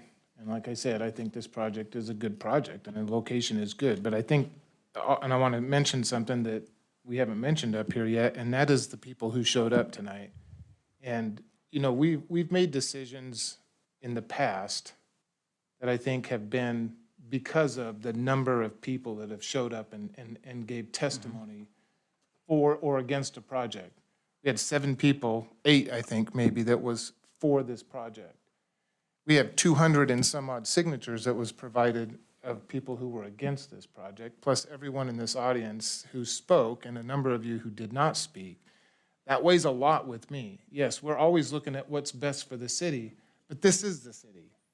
This is the city sitting here, and I think that we do have to take that into account and listen to the city when they show up and they voice their opinion. So it's not always what's best for the city in dollars. That's always important because we can't make a better city unless we have the dollars, and there's that catch-22. But that dollar comes from these people in the seats. And so I think that's a huge thing for me also, is that when people show up and they provide testimony and they provide, and they talk about their quality of life and all that other stuff where they're living, that's huge. That is absolutely huge for me. Well, Mr. Chairman, I think we're in a. No. Listen, I'm not saying anything to get any applause or anything like that, so. Go Mr. ahead. Chairman, I move to recommend denial of the annexation and zoning to BC zoning district for 2522 and 2508 North Middleton Road and conditional use permit for multiple family development in a BC community business zoning district on 2440 and 0 Karcher Road, 2522 and 2508 North Middleton Road for Northwest Village Development for Randy Haverfield representing TV Holdings, LLC, and Zion Ventures, LLC, and based on the proposed findings and for denial as stated in the staff report. Second. It's been moved and seconded to recommend denial of the annexation and zoning and the conditional use permit for the CUP. I know I said we're going to just say our vote, but given the division, we'll go ahead and roll call. Karen, if we could. Garner and Miller are absent. Daffer? Nay. What was that? No. No. Turner? No. Kehoe? Yes. Morgan? No.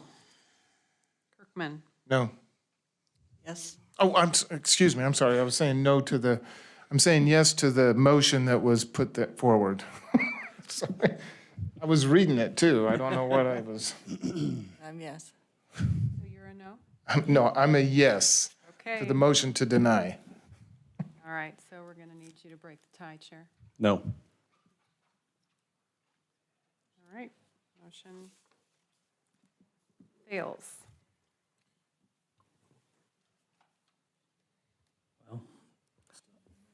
I'll move to recommend approval of the annexation and zoning to BC zoning district for 2522 and 2508 North Middleton Road and conditional use permit for multifamily development in a BC zoning district on 2440 and Zero Karcher Road, 2522 and 2508 North Middleton Road for the Northwest Village Development for Randy Haverfield, representing TV Holdings LLC and Zion Ventures LLC, with all conditions listed in the staff report, and to adopt the proposed findings as approved as stated in the staff report.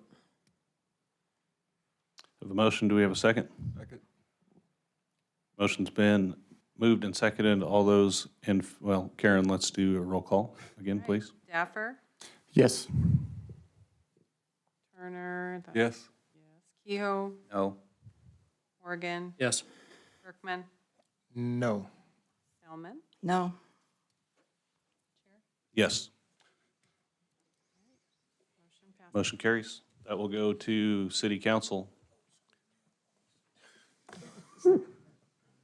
And do we need a break? Anybody?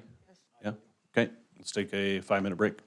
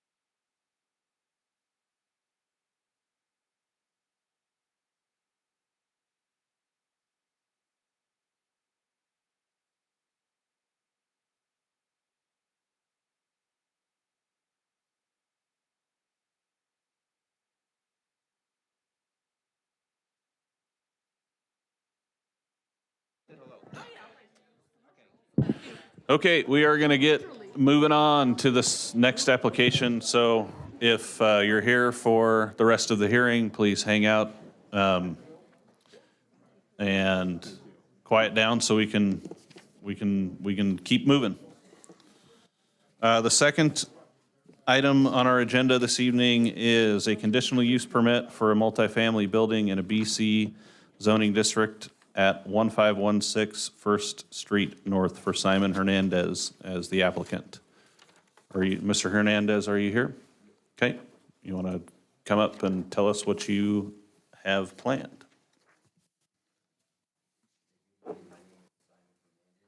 On 1516 First Street North in Nampa. I'm asking for a conditional use permit to have built a sixplex multifamily unit. I know that it was once a residential property years ago before it burned down, was changed to BC. I'm trying to change it back to a multifamily property. All right. Anything else? No. Okay. We will hear from staff and then public testimony, and we may have some more questions for you, so Okay. hang tight. Rodney?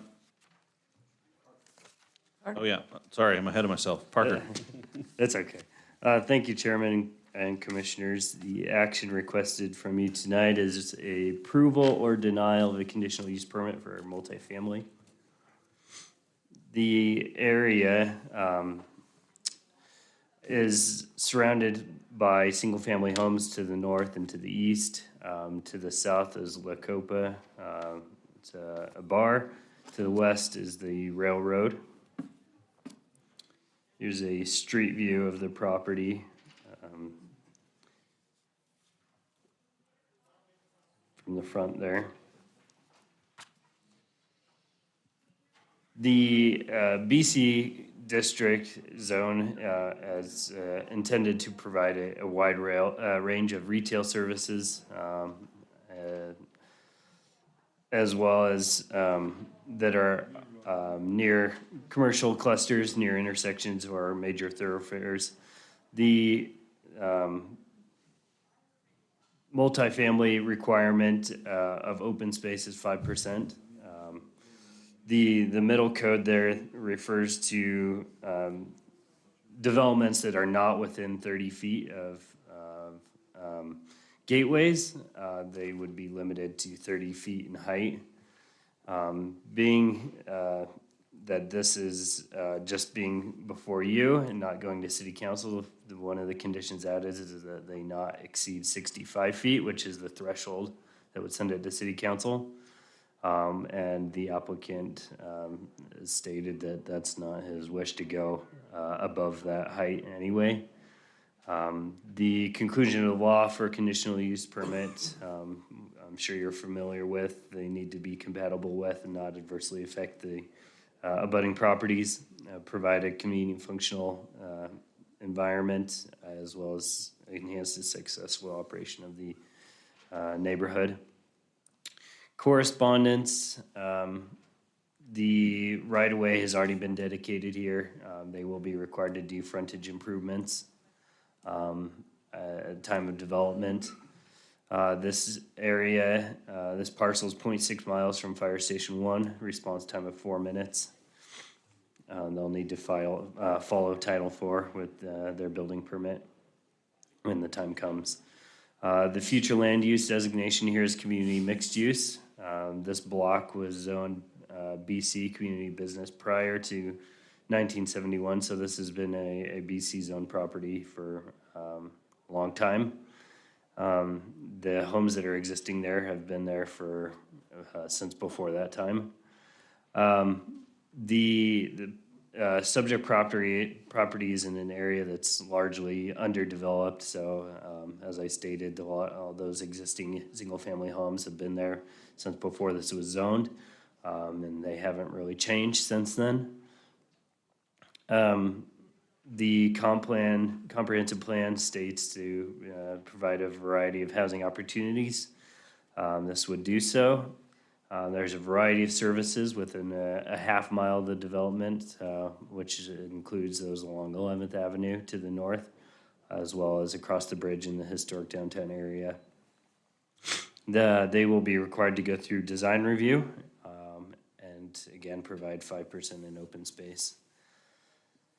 The conditions of approval are in the staff report.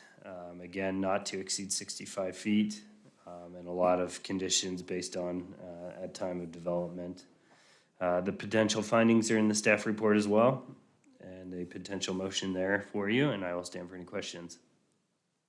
Parker, I got one for you. I didn't see a code enforcement report on this one. And looking at the pictures, it looks like it's got some issues. There wasn't anything that they pointed out. Obviously, they've got a lot of weeds on the property. And, that will be addressed with code compliance. I just didn't see it. I was looking at the pictures and I kept going back through it going, did I miss it somewhere? But, okay. Other questions? Okay. We'll move to public testimony on this application. I don't have anybody signed up other than Mr. Hernandez, and he is for his proposal. So, good. You already spoke. Is there anybody else in the audience or online that wants to speak for, against, or undecided on this application? Okay. Make a motion to close the public hearing. Second. It's been moved and seconded to close the public hearing. All those in favor? Aye. Any opposed? Motion carries. Public hearing is closed. I'm sorry, Chairman, I had the wrong motion on the PowerPoint here. Let me get the right.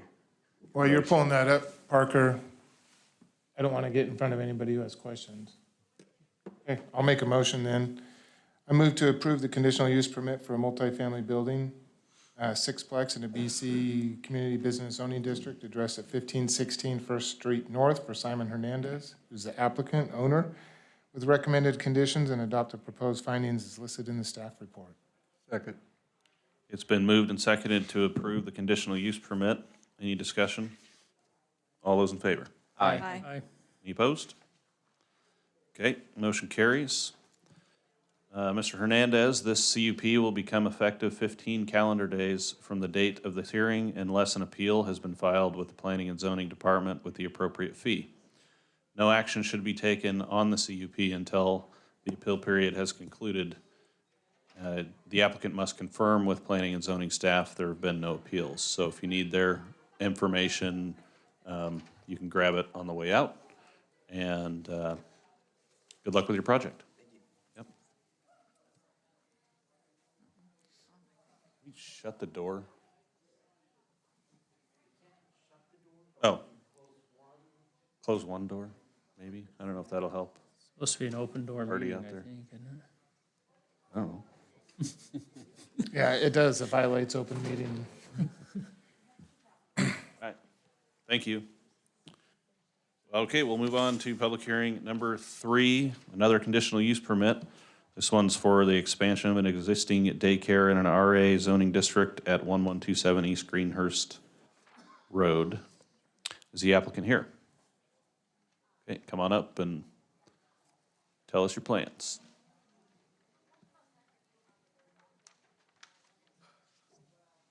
Hello, my name is Leo Vargas. I'm representing RYR Construction and my customer, Maria Varela, owner of Loli's Daycare. We're here, she's wanting to add an expansion to her current daycare to provide more space for more children to be able to have a place that watches over them while their parents are at work. Okay. That's it. So are you expanding the current building? Yeah, it's just an expansion, yeah. Okay, got it. We'll hear from staff, and then if we have questions, we'll call you back. Rodney, now you can go. Thank you, Mr. Chair and Commissioners. For the record, Rodney Ashby, Planning and Zoning Director. The request before you is for a conditional use permit for an expansion of an existing daycare in an RA subdivision at 1127 East Greenhurst Road for RYR Construction, representing Maria Varela, who is the owner. So this property is designated as parks on the future land use map, but is zoned RA and has a current CUP for a commercial daycare. It is surrounded by Skyview Park, Skyview High School, a LDS seminary to the east, and residential to the north. I think in my staff report, I had it as residential to the east, but I needed to correct that once I looked into it again and found that it was that LDS seminary. So primarily school and park surrounding it. 1998, there was a CUP that was issued for a daycare, and then back in 2019, you may remember this new CUP for the daycare because it changed hands. The original daycare CUP was for a specific person, and then the property was sold after there were some issues at the daycare. There were some legal issues at the daycare, and then a new owner took over and the new CUP was issued. And as part of that CUP, they had a condition that if it expanded, it would come back to you for a CUP. There's that property. Here are the findings for approval. I've listed those in your staff report. I'm happy to go over these in detail if you would like, but again, you've seen all of these, and this is the criteria you need to use to approve or deny this project. Okay. So we've received the correspondence you see on the screen from agencies. We didn't receive any public comments on this, but all of this communication is in your staff packet, and I don't have anything. Most of this is pretty standard requirements. The fire district gave some conditions, and I've put those into the recommended conditions of approval for your consideration tonight, and any that you would like to add to it. And then here's potential motion for your consideration. Thank you. Any questions for Rodney? Okay. Seeing none, we'll go to public hearing. I have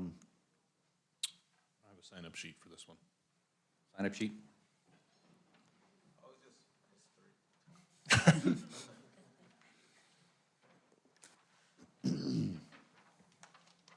You got off easy on one, so you thought you'd get off easy on this one too, huh? Thank you. Yep, just, all right, I have Mr. Vargas and Mr. and Mrs. Varela as for. Anybody else in the audience or online want to speak for, against, or undecided regarding this proposal? Okay. None, I'll take a motion to close the hearing. So moved. Second. Been moved. I think Peggy got me on it. I second it. It's been moved and seconded to close the public hearing. All those in favor? Aye. Any opposed? All right, public hearing is closed. Well, I'll say congratulations on expanding your business, and I move to, oh, I got to revoke, okay. Like, wait, I don't want to revoke it. I move to revoke the existing conditional use permit and replace it with a new daycare, day nursery, preschool, commercial conditional use permit in an RA zoning district addressed at 1127 East Greenhurst Road for RYR Construction, representing Maria Varela, with the proposed findings for approval and conditions listed in the staff report. Second. It's been moved and seconded to approve the motion. All those in favor? Aye. Any opposed? Motion carries. And for the applicant and the builder, the CUP will become effective 15 calendar days from the date of this hearing unless an appeal has been filed with the Planning and Zoning Department with the appropriate fee. No action should be taken on this CUP until the appeal period has concluded. The applicant must confirm with Planning and Zoning staff there have been no appeals. Good luck with your expansion. All right, action item number 4 is an annexation and zoning to RS6 and a potential development agreement for 506 North Middleton Road for Ramon Torres Patlan to connect to city pressurized irrigation service. Is the applicant here? All right. Hi, I'm Ramon Torres. This is my dad, Ramon Torres. He's 506 North Middleton Road. He's seeking annexation to the city to get pressurized irrigation water. Okay. Sounds pretty straightforward. We'll call you back if we have any questions. Rodney? We figured we'd give you a couple easy ones after that first one. No tiebreaker votes for me on this one. Rodney Ashby, Planning and Zoning Director, for the record, and I'm not going to reread the request before you. You've already stated it.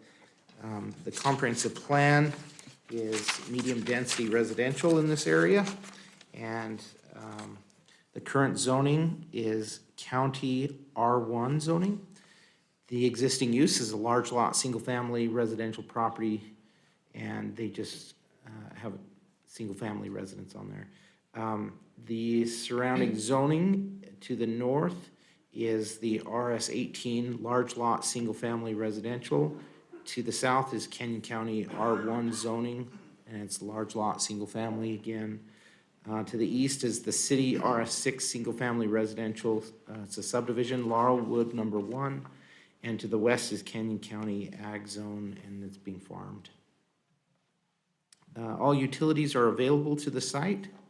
So you can see there's been a stub already placed on that property for water. These are the proposed findings. And I've tried to incorporate both the annexation findings and the zoning findings into just these 5 criteria. So those are in your staff report. I think it clearly meets each of those findings. Here are the correspondence we've received from agencies.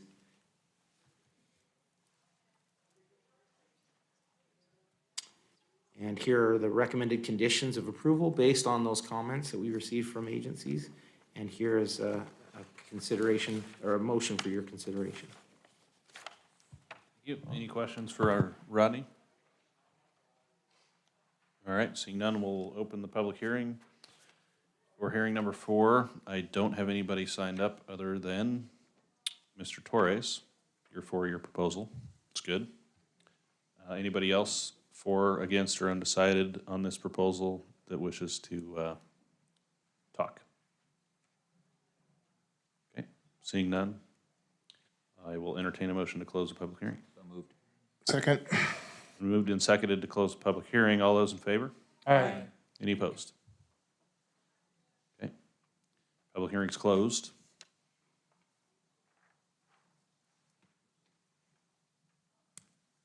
Mr. Chair, I'll make a motion. We approve the annexation and zoning to RS6, single-family residential zoning district and potential development agreement for 506 North Middleton Road for Ramon Torres Patlin with recommended conditions and proposed findings. This is a recommendation. Recommendation, right? yeah, Okay. I was just Yeah. gonna say that. The annexation, I apologize. To approve, or to recommend approval, the annexation and zoning to RS6 zoning district for Mr. Patlin. Second. It's been moved and seconded to recommend approval for this application. All those in favor? Aye. Any opposed? Motion carries. So That will go on to CUP. City Council.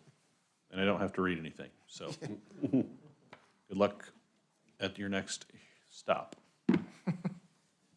Okay, last hearing for this evening is on the expansion of the city's area of impact. I'm not going to read the entire action item. Is the applicant here? I think they're here. Mr. Critchfield, or who's Doug tonight? Oh, Doug's there. All right. Hey. Evening, Mr. Does he get 10 minutes, or does he get more than 10 minutes? 10 minutes. He's gonna take it. Yeah, 10 minutes. We should vote on that. How about make it 5?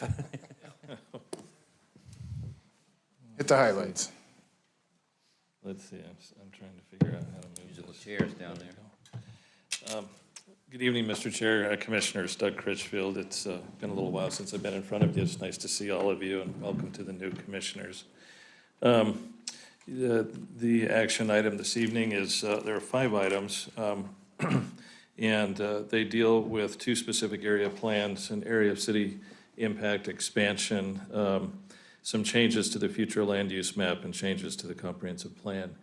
Seated next to me is Brianna Sun, and she and I have been working together on this project. She's the shining star here. I'm the fading light that's starting to fall behind the hillside here, so she keeps me on my toes. And so what I'll do is I'll talk about some small changes that we needed to make to the staff report after it was issued, and after we received comments from the county as well as the engineering department. And I'll share that with you, and then I'll go through each of these and try and be concise. Most of this all of this information you have in your staff report, but out of deference to those in the audience this evening, I'll give a little bit more detail on some specific areas. So there are 5 changes that we would like to propose be made. First off, the item L in the requested action item is this is language that when we had brought this to you before about a year ago, we were proposing to expand the area of impact further south of the current border, and we had indicated on that there would be a buffer area between the development and the agricultural land. That has since been removed, and so this is no longer necessary as an action item. Somehow it was included in the action item. We apologize about that. So we removed that. Secondly, the comprehensive plan, chapter 5.1, this is on page 91 of the chapter 5. The very low density residential, we're proposing that we change that back to agricultural, and for 2 reasons. One, there were several community members that felt that the agricultural designation versus very low density residential is more reflective of the values of the community, and this was also expressed to some degree by the county. This is simply the name of the land use designation. It does not affect anything else in that designation. It's just simply the title of it. The third change on the future land use map, there's a planning area, and you can see that on the map on your screen. It's outlined in blue. This planning area was proposed, and again, community members in the county expressed concern about locating a planning area in this location. It conflicts with the county's overlay, what's called an intensive agricultural overlay that they just approved in October of last year. And so we're proposing that we just remove that planning area and not include that in the future land use map update. And so the current border of the area of impact would remain the same as it is now. The fourth change is in the Highway 16 specific area plan.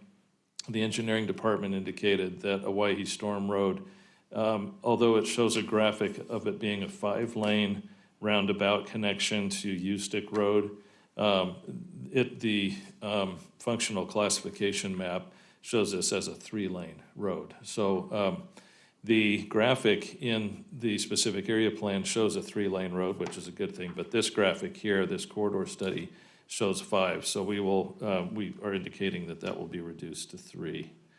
And lastly, in the Highway 2026 specific area plan, that's on page 10 of the plan, in the high-density residential, when we show details on that specific area plan, we showed a density of 8 to 12 dwelling units per acre in the high-density residential. And within the master plan communities, to be consistent with the current, or with the 2026 map, it should be 8+ dwelling units per acre. So we're proposing that we make those changes. So to go through each of these plans, specifically the 2026 specific area plan, it's about 5,200 acres, a little bit more than that. It's within the current area of city impact. It's about 11% of the current AOI. Highway 2026 is slated to start construction next year for its expansion to 5 lanes between Middleton Road and Star Road. And with the growth pressures coming from Star and eventually from Caldwell, the City Council and the Planning Commission asked that we proceed with developing a more specific area plan for this area.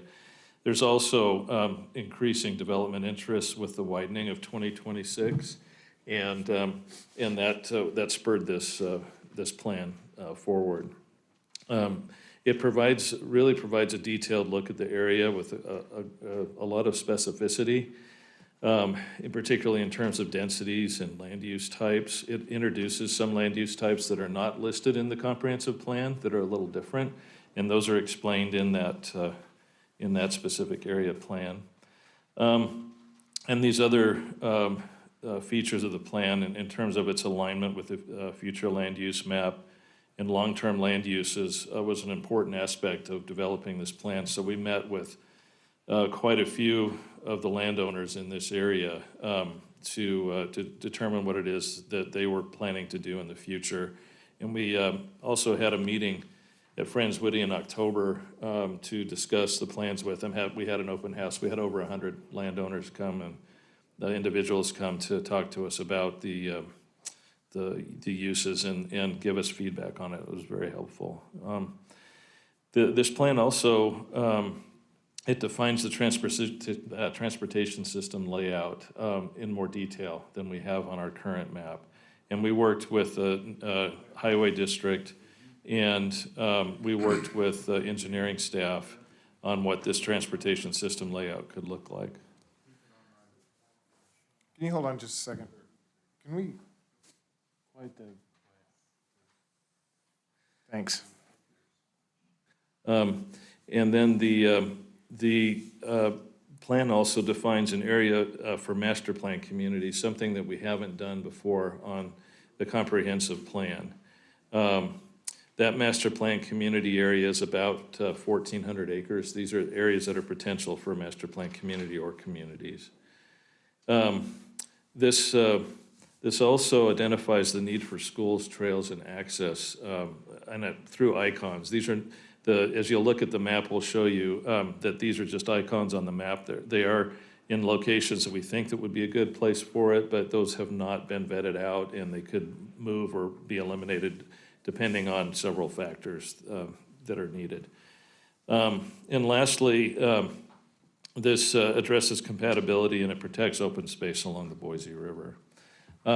So as I mentioned before, there's been an extensive process. We started in 2021 with the area of impact and started meeting with landowners at that time. We've had several site visits. We've had a residential developer meeting at the Idaho Center.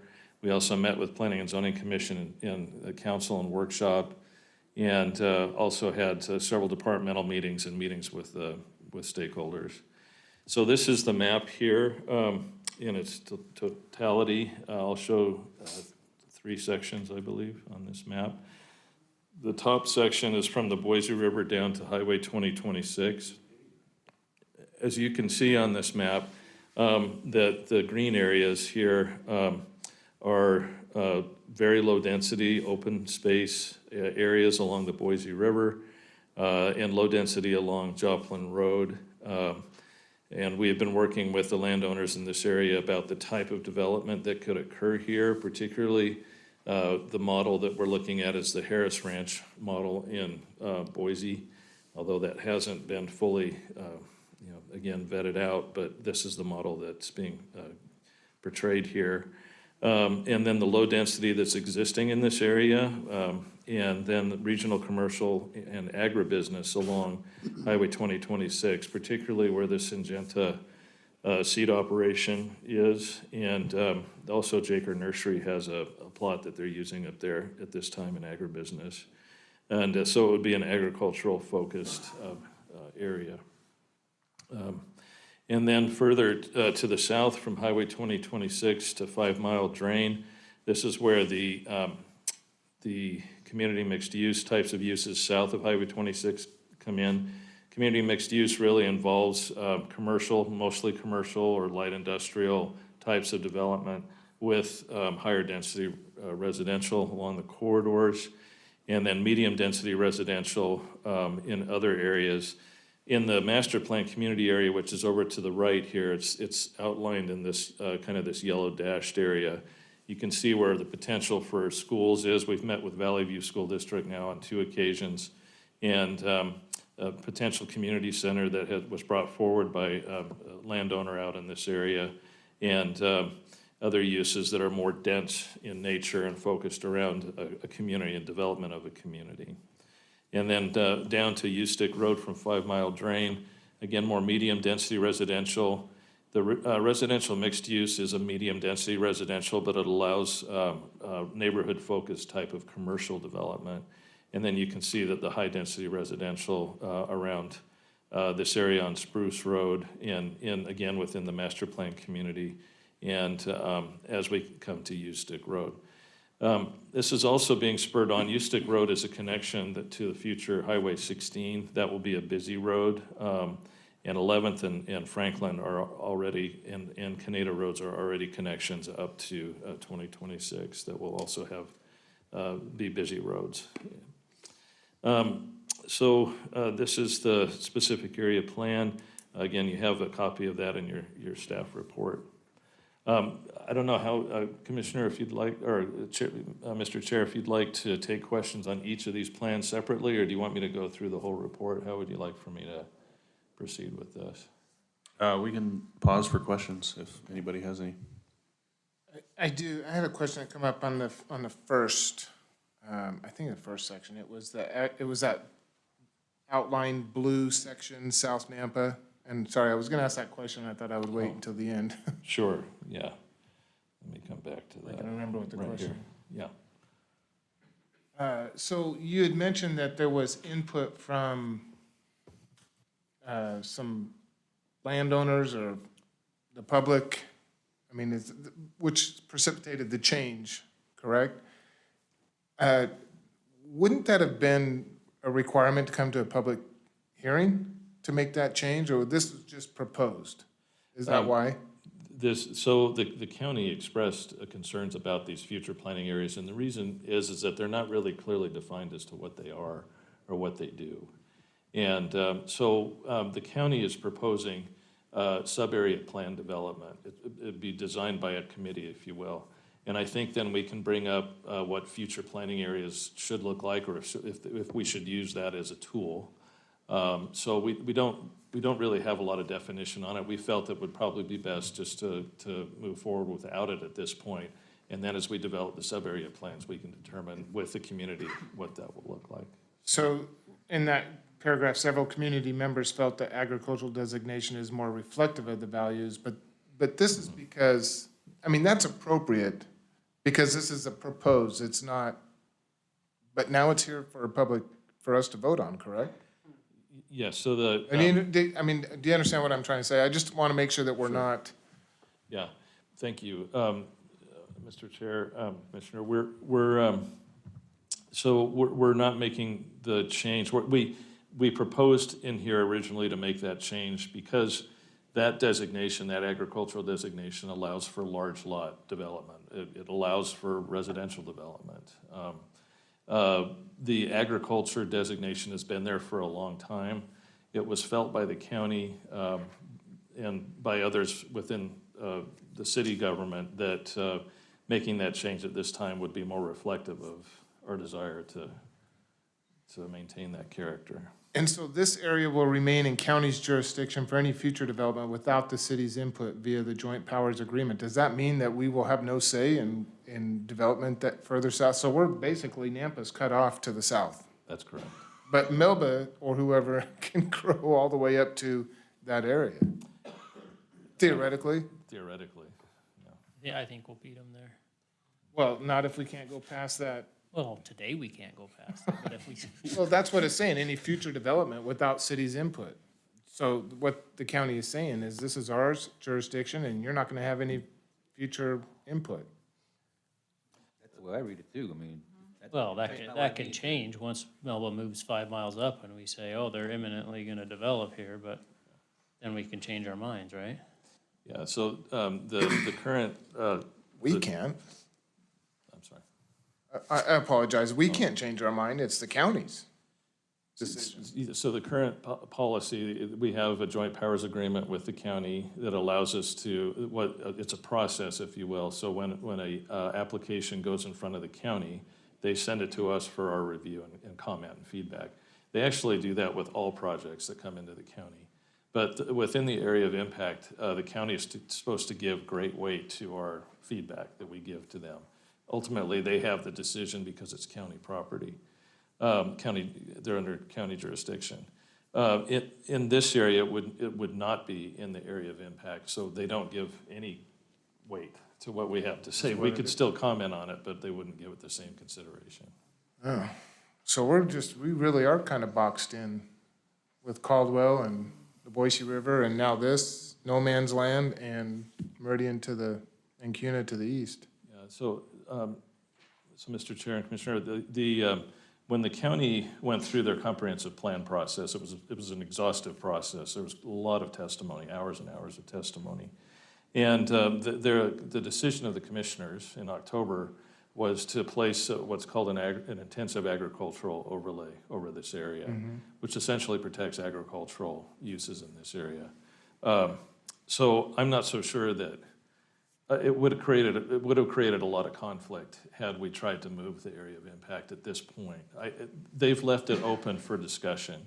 They have set up the structure for a committee for these agricultural overlay to determine what that actually means, and also what the different sub-areas mean. And so we've asked as a city to participate on that in those committee meetings, and they've offered to do that.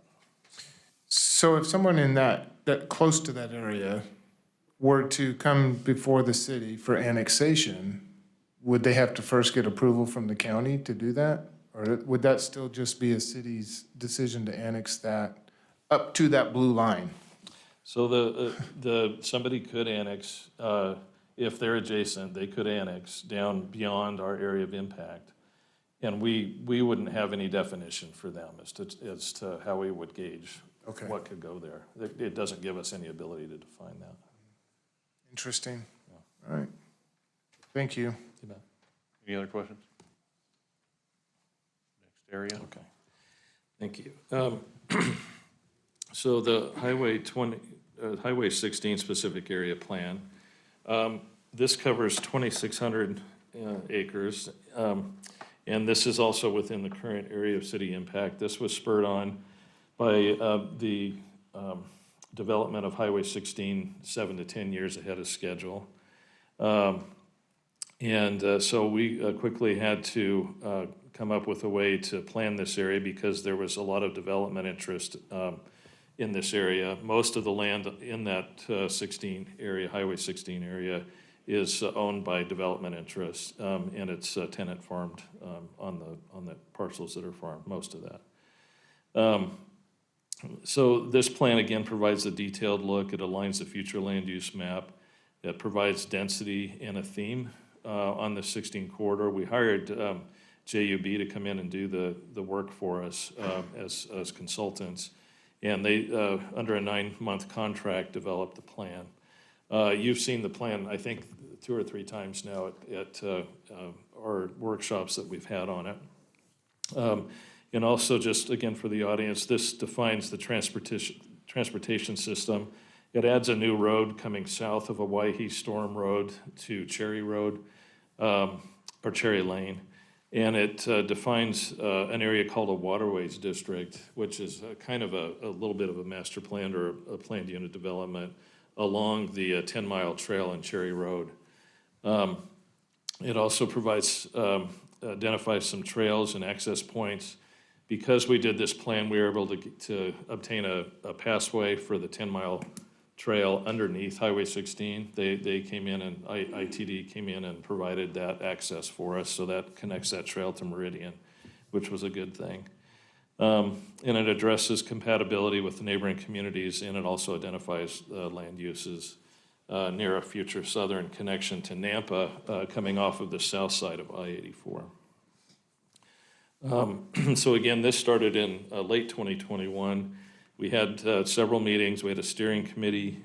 We had several site visits, lots of stakeholder meetings, a public open house, an online survey, media outreach, and staff departmental meetings, as well as workshops with the Planning and Zoning Commission and Council. So this is the plan that JB developed. We've already had, we've had a lot of feedback from the landowners in this area, and we're really appreciative of the time that they took to help us put this together. And I'll go through this in a little bit more detail here. So the along Ustick Road to the north, that's high-density residential and neighborhood commercial. Again, that's going to be a very busy corridor. It's an appropriate place for smart growth. There's medium-density residential in the area. Some of it's been planned, some of it exists, and also low-density residential. This was a little bit of a tough site because county development happened in this area, and those are generally larger lots. And so with the extension of Hawaii Storm, it allows on the eastern side for commercial industrial campus. This is a gateway to the community of Nampa. It's an important gateway for us. So the intent was that the buildings and the design features and everything would have a much higher standard in this area. And even the high-density residential needed to be respectful of that. There was one landowner, if you look further to the, I guess it's just north of this light industrial, the blue there, that long section of light industrial where it says medium-density residential. The landowner in there came in with a request this afternoon that be changed to light industrial instead of medium-density residential. We haven't had time to analyze that. So we need to do a little bit of work to ensure that would be the right kind of land use for that area. But that's a proposal that the landowner gave us information about today. And then there's low density residential, so we're trying to be respectful of that in existing lots in that area.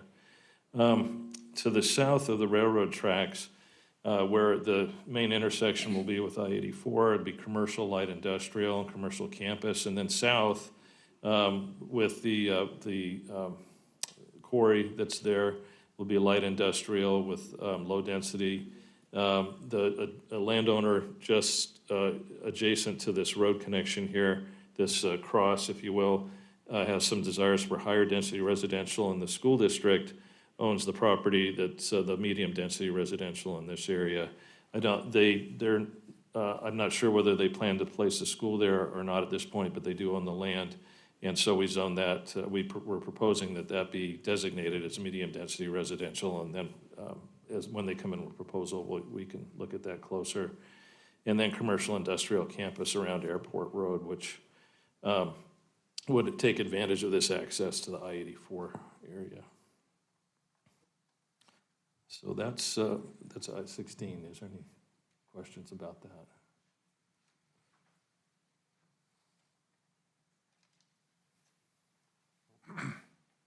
Keep going. Okay. The area of city impact in general. So again, for the audience here, there's been a lot of misunderstanding about what an area of impact is, or at least our perception is that there's a misunderstanding, perhaps there's not. But so I just wanted to outline, just for those who may not know, what an area of city impact is and what land use designations do. Here's a little bit of a brief on that. So Idaho State Code requires that we have, we adopt by ordinance a map that identifies land uses within the area of city impact. And it says it's within the unincorporated area of the county. It also includes the incorporated, Nampa Incorporated. So the area of impact outlines where the city intends to grow in the future. And it's a planning tool. It's not an annexation. It's not zoning. And I think that's something that really needs to be clarified. It's not zoning. Zoning is determined by application by a landowner, and it can only be processed that way. There's very few instances when the city will come in and try and zone something a certain way, and I don't think that's been done very often in the past couple of decades, if at all. So the future land use map, it shows designations, and these designations are really valuable for planning, particularly utilities, transportation networks, services, schools. It helps determine what we think the population will be in these areas. And that's an important information for these entities to have. Oftentimes, it will take 3 to 5 years to develop a master plan for a transportation system or for utilities. So this future planning is an important tool. The market drives how development will move forward, and it also determines what properties will be annexed. The city northern land use designations do not drive development. They just help define what these areas would be like if the landowner decides to develop. So within the area of impact, a farmer, for example, could continue to farm their property in perpetuity. I know that with the seed industry, it's difficult because they have to have buffers and they can't have neighbors that are close by planting crops that could compete with those or could spoil their seed crop. Excuse me. But they can continue to farm regardless of the land use designation over the top of them. The state law preserves and defines property rights, and that's really important, and that's kind of what this planning is all about. It's the preservation of property rights. And the city follows state law.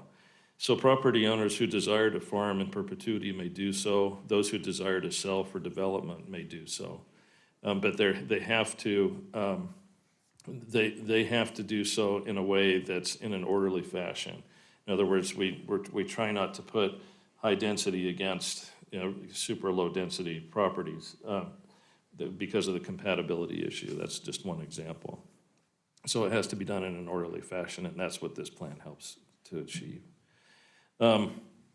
So again, we started in 2021 with this. We brought this to you last year. You asked us to take it back. We did more research and outreach. We had several meetings with stakeholders, surveys. We met with Canyon County, Meridian, Cuna, Caldwell, and Middleton.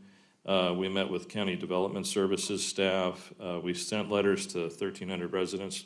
Most of the residents at that time were outside of our AOI, mostly in the south area, but also we had up in North Nampa and western areas of Nampa.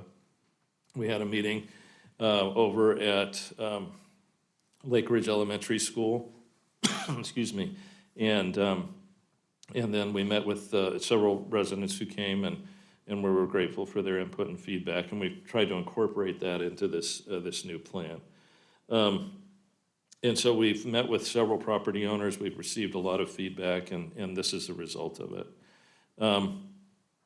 So the AOI expansion that we're proposing this evening will be to West Nampa. This area has been in a planning area for several years. The development is moving in this direction. It's also moving south from Caldwell.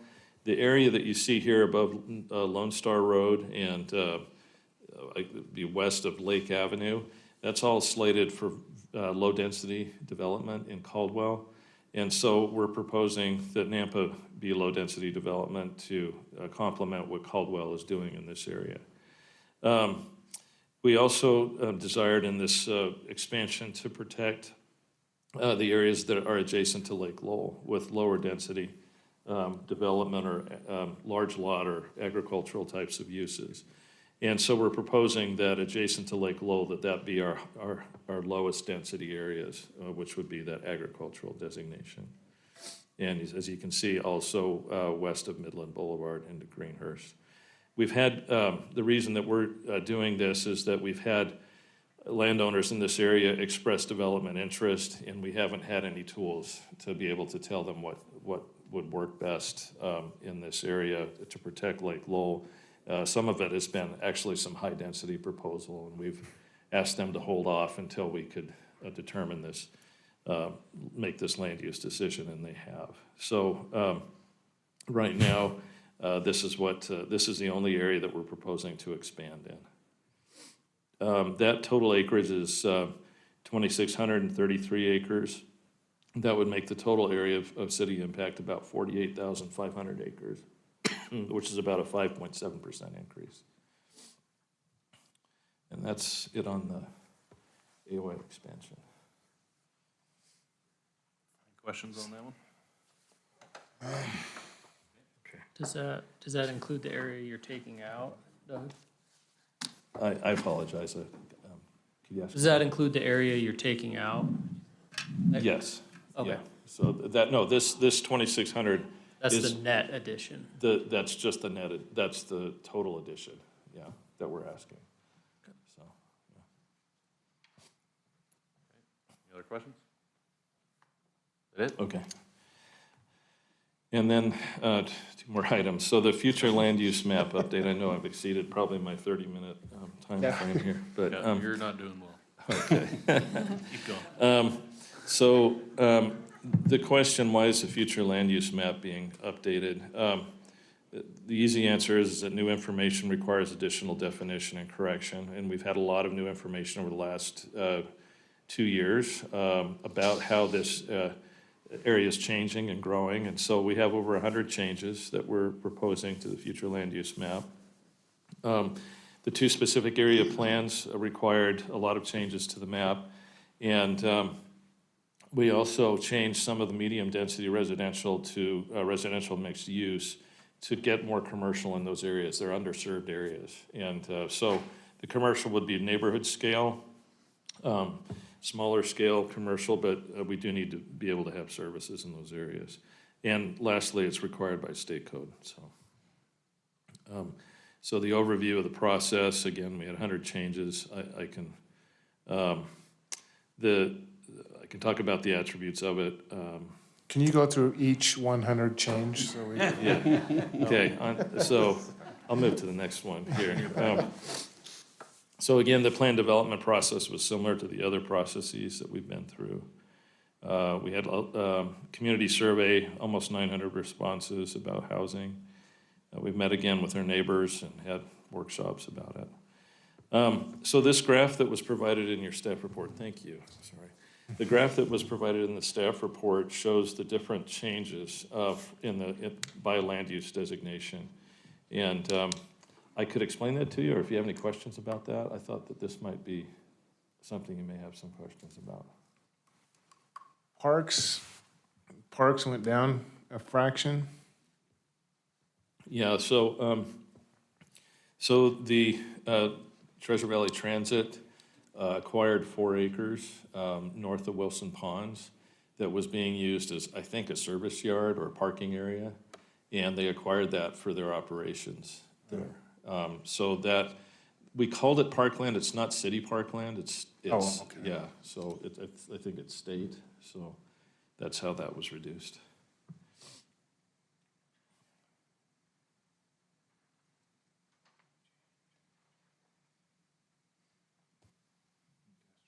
Is that the last section, Doug?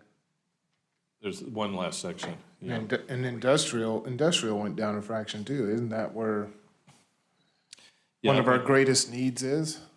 Yeah, so again, community mixed use and the industrial both were reduced, but we increased the commercial on, that mostly came in the 2026 area. And we also increased the agricultural, the very low density by a percentage. The industrial loss is, it wasn't that much of a loss, and I think that was a result of this Highway 16 study. Yeah. It was just a change from industrial to commercial around that gateway entrance, mostly. Okay. There's no other questions, I'll move on. So you've had multiple opportunities to look at this. This is the proposed changes. The blank area is no change. And so you can see everywhere there's color here, this is a proposed change. And again, these reflect mostly the specific area plan, and then this is what the plan looks like when it's all incorporated back in. I have a slider map that we could look at that shows before and after. It's an interesting tool, but I don't know if that will be helpful to you. I think in general, let me just talk in general terms, so, which I think I have a map back here. So if you look at the entire map in general terms, outside of the specific plan areas, it's mostly conversion to residential mixed use to get more commercial in these underserved areas, and low density along the eastern edge to preserve, kind of step down from development to agriculture, which is over on the eastern side there. This also matches up with what Meridian has in their specific area, or in their comprehensive plan. And then the other areas are just small changes that increases the amount of high density in what could be the master plan community areas. Those are the primary changes to the map. So Doug, on this map right here, I mean, there's no room for us to grow after this. I mean, because this pretty much extends our area of impact to the maximum. Yeah, so, Mr. Chair, Commissioner, right now, the city of Nampa is about 22,000 acres, and this in total is about 48,000 acres. So we've grown to about half the size of the area of impact. Okay. So there is room to Well, then where would that area of impact, where would the rest of that 20,000 plus acres area of impact be? To the east? Mostly to the north. That's mostly out of the city limits. To the east to some degree, although it's a little difficult on that side with the soils and everything. And then the growth pressures are really to the north and to the west. That's where we're getting most of our growth pressures. Okay. And then lastly, the last part of this is really simple. So the comprehensive plan, the language changes, I listed those out. There were changes to chapter 5, 6, and 15. The syntax issues, we tried to clean up the document. And I have specifics, if you have any specific questions about that, I have those. I wasn't planning on reviewing those with you because they are in the staff report. Okay. In terms of our public comments then, so there was, the general comments is that there's a lot of interest in preserving agricultural land. There's a lot of desire to meet landowner needs in terms of future development. Traffic is always a concern. The ability to farm with urban land uses nearby, that's always a concern. That was expressed quite a bit. To increase density in the city and not in the farming areas, the concern about taxes in the city, preservation of the canal system, lawless behavior on the city fringe, general opposition to growth. There's quite a bit of that. Wells and water availability, impact on growth and services, and preservation of open space. The desired elements were commercial land uses near Lake Lowell to reduce drive times. So again, that's why we added those, we made those changes. The neighborhood commercial in underserved areas, so the density in plan unit developments and master plan communities and buffering for residential land uses and densities. Those were all desired aspects of the plan. These comments were in your staff report, so I won't go through those, but we did receive comments from several individuals and the county. In response to the county, we already talked about the county response, so I don't think I need to go through that. After the staff report was issued, we did receive some comments, and I believe those were passed on to you. Karen passed those on to you. The Paul residence is the last one that I spoke about, and this is the area that they wanted to change to light industrial.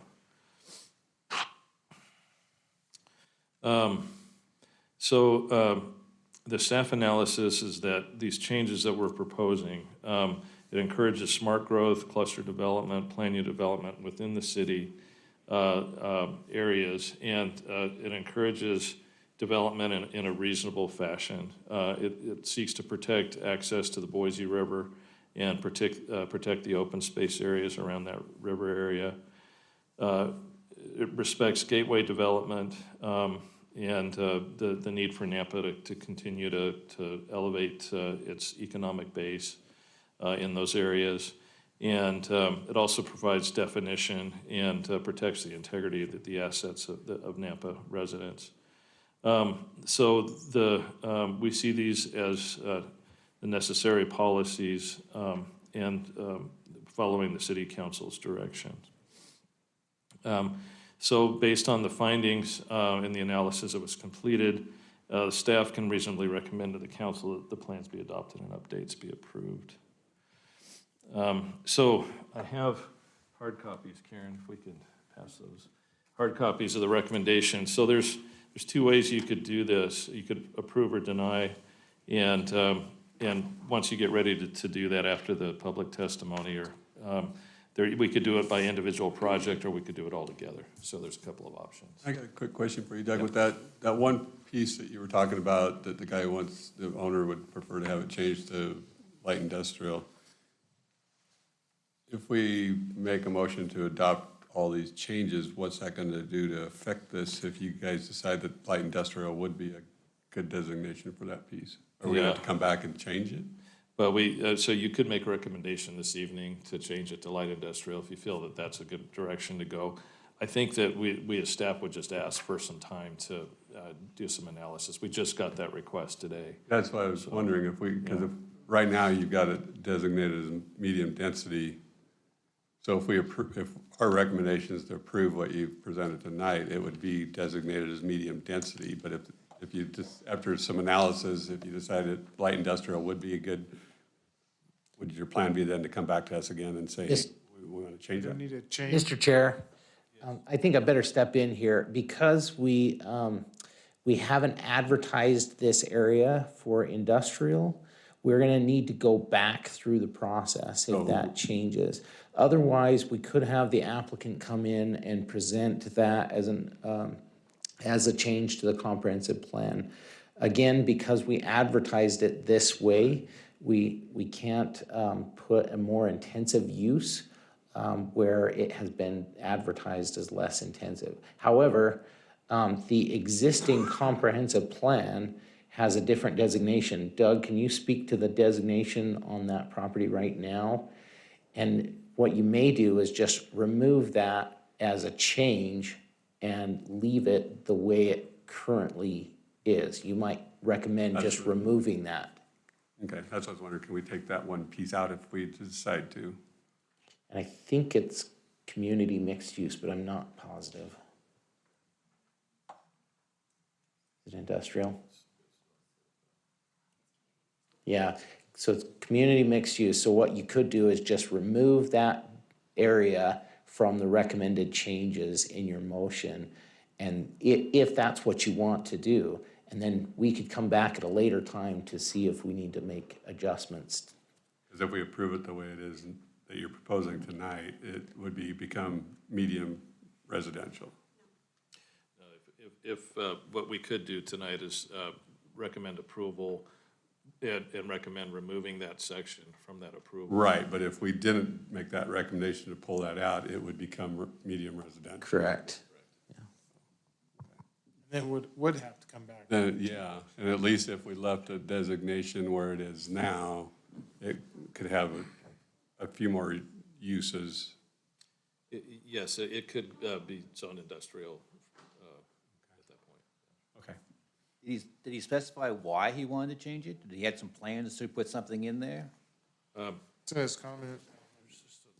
Yeah, there's a letter in that was. That's all we sent know, to is you. just what the letter Yeah, says?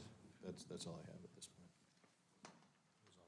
And we may find that they are here for public testimony, so that might help with that. Oh, okay. Okay.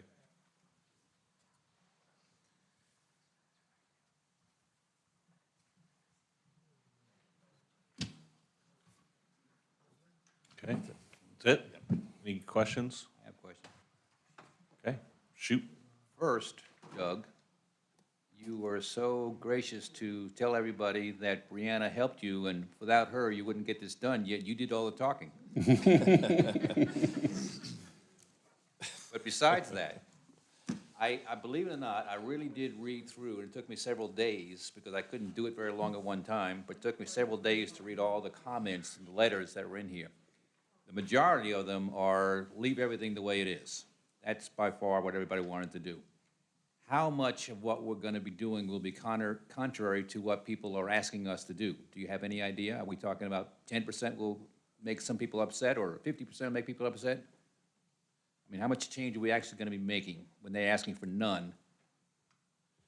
Mr. Chair, Commissioner Keoghs, most of the concerns that we had about agriculture were south of the area of impact.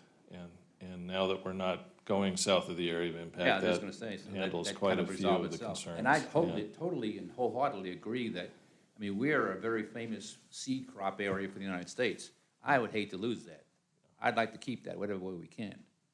But this kind of helps out with that, I would say, then, doesn't it? There is interest to preserve agriculture within the area of impact and throughout the Treasure Valley. So there's still interest in that area, but in terms of the direct effect on property owners, that was the largest effect. Most of the other property owners that we spoke to had an impact on how we laid this out. And so I would assume that the majority would be in the south of AOI. And then tonight, at the very first meeting that we had a lot of discussion about traffic in the area around Middleton Road and Karcher and so forth. And here tonight, we're talking about Highway 16 coming down to the interstate. Are we making sure that we're not gonna have the Karcher Road problem over here on Highway 16? I mean, are we thinking ahead enough that we're gonna build the roads wide enough, the intersections with enough lanes, that we're not gonna have a Karcher Road all over again? I see you're ready to answer, so. I'll take that one. Highway 16 and Karcher Road are different animals. Highway 16 will be access controlled at interchanges every 2 miles. It will not have any direct access in the ultimate.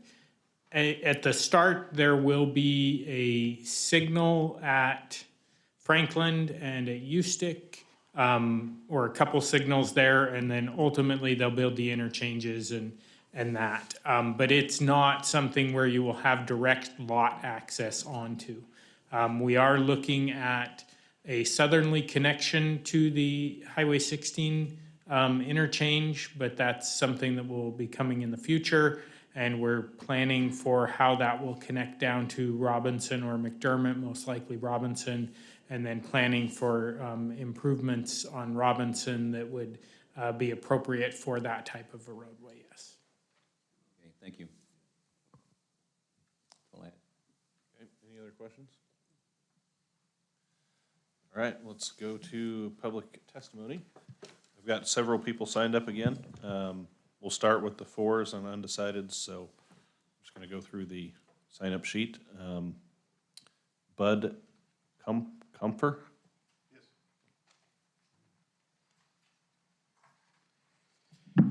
And Good again, it's evening. for the proposal, Yes, thank you. for the application. Good evening, Mr. Chair and Commissioners. My name's Bud Comfer. Reside at 8825 Vic Lane, Middleton. Work for NeighborWorks, affordable housing developer here, and own property at 211 North Gateway, what we call our Gateway Crossing property. NeighborWorks provides affordable housing solutions for low to moderate income families to help them obtain, retain, and maintain their home. I'm here to show support of this future use and how do we get in front of the growth that's ahead of us. Specific to the amendments to the comprehensive text already mentioned. NeighborWorks owns 73 affordable units off of Northside Boulevard, as I mentioned. And our last 10 years, our goal has been to help families increase single-family development, home ownership that happens, and just the value that brings to our communities and the neighborhoods that we serve. We've done this through a pocket neighborhood, creating medium to higher density within certain areas designated. My hope with this new plan as you look forward is it allows the frameworks for companies and or nonprofits like NeighborWorks to better understand the development, where developments are wanted so we can help respond to the housing needs of this area. The idea of future input and where planning and zoning and the areas you want to see multifamily and single-family development are just so valuable as we try to address what's coming. I do want to say just specifically, I have We have no prospect within any of these areas. Specifically here, just the thought of smart building and smart growth as you consider these amendments. And this, specifically, some of the areas that are more conducive to some of the work that we do is your medium and high density residential zoning, which allows some of our affordability and really fiscally feasible some of the developments that we put together, whether it's for private or nonprofit sector. This plan also, I think, is thinking about specifically some of the future developments of housing adjacent to transit-oriented corridors. We have done many developments around this transit-oriented housing, which I think is very valuable, where it's close to the centers of people where people work, live, play, or worship. In the mayor's State of the City address, Mayor Kling said that the city's commitment to grow wisely and provide for obtaining housing for families. We strongly support this commitment that the city has and urge you to support the specific area plans that allow for fiscal, anyway, that word, sustainable, obtainable housing as our city grows. We want to really be a part of that future use as planning and zoning kind of thinks about the next steps. Thank you for your time. Thank you.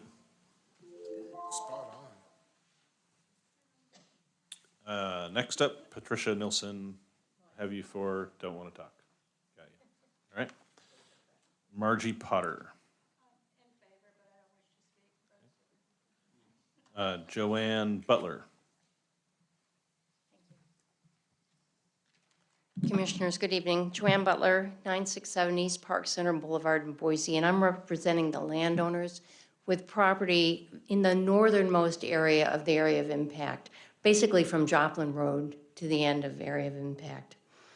We're here tonight to support the 2026 overlay plan.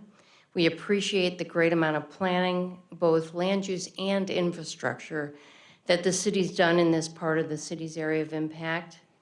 The landowners have lived in this area for generations. How their property is eventually developed is environmentally, socially, economically, and its compatibility with the surrounding, especially the agribusiness, is very important to the legacy of all the family members. Protecting access to the river and developing in a responsible manner is paramount to the landowner. We appreciate the staff's recommendation to specifically promote clustered development, which has the net result of ensuring more and greater open space. We do encourage the city's land use planners to work closely with the city's Public Works Department to ensure that development density will be in line with the very expensive water and sewer infrastructure that's needed in this area to serve all of Nampa. Finally, we believe it's really important that the county recognize the value of both the land use and the infrastructure planning that Nampa continues to do. We provided testimony to the county when it was recently approving its comprehensive plan, thanking the county for what we hope will be continued respect for the city's planning efforts, and also stating at that time that we believe it's important for the county and the city to present a unified vision for the 2026 overlay area. And we want to ensure that the county respects the plans of the city should development occur before, that applications get made to the county before actual annexation into the city. We were encouraged to see when we got the staff report that the county had sent, I think it was from Dan Lister over at the county, a January 5th letter requesting the city, after adoption of this overlay area, to engage with the county to update the area of impact agreement to capture a unified vision between the city and the county. And we would just encourage the Planning and Zoning Commission, the council, and the staff especially to start that process with the county.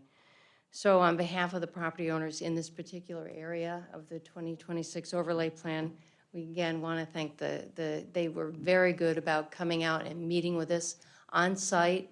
They recognized the care and consideration that our landowners had put into and have continued to put into the property. We really appreciated the time they took. Thank you. Okay, next on the list for the proposal is Paul, I think, something, I can't read your last name. Yes, that one. Would you like to speak? Okay, yep, go ahead.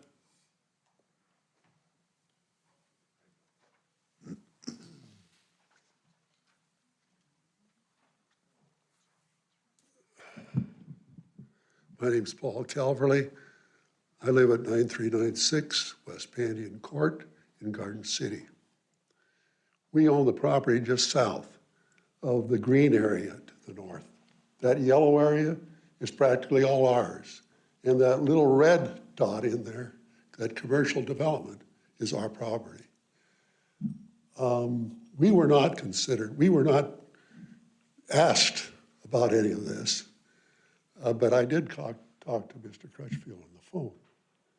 And I was unable to attend the hearing that was held. But I plan to farm that till I die.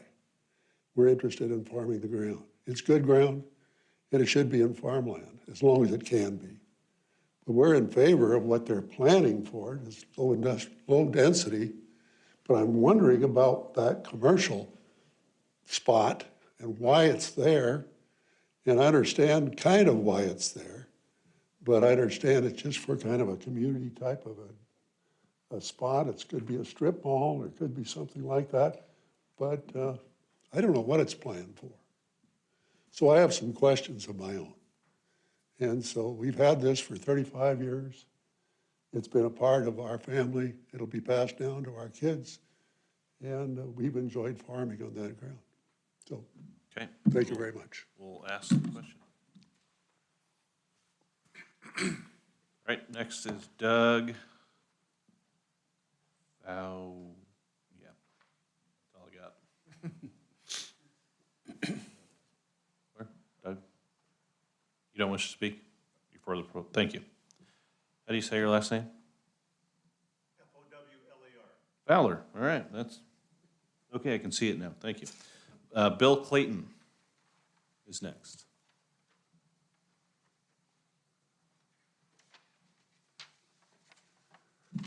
Good evening, Chairman and Commissioners.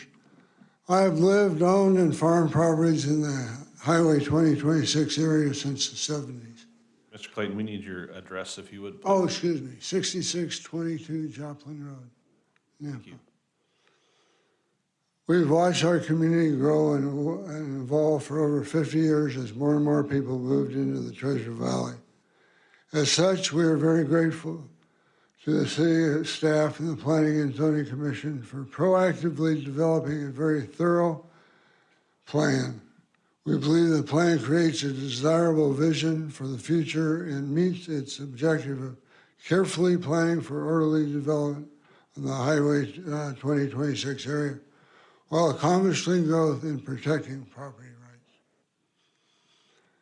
I have a deep appreciation for the difficulties in developing plans like this one in front of us. In the 1990s, I was personally involved in initiating and chairing the Treasure Valley-wide initiative called Boise River 2000 that sought to encourage collaborative planning across the city and county lines and across entities with different interests. For example, flood management, agriculture, conservation, development.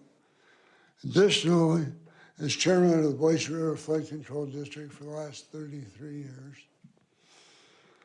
I fully understand the complexities of working with many agencies and organizations to create a successful plan.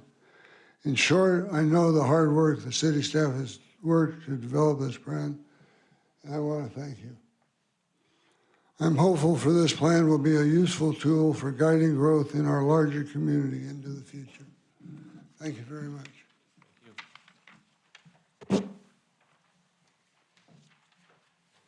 I have one undecided, but I can't read the name.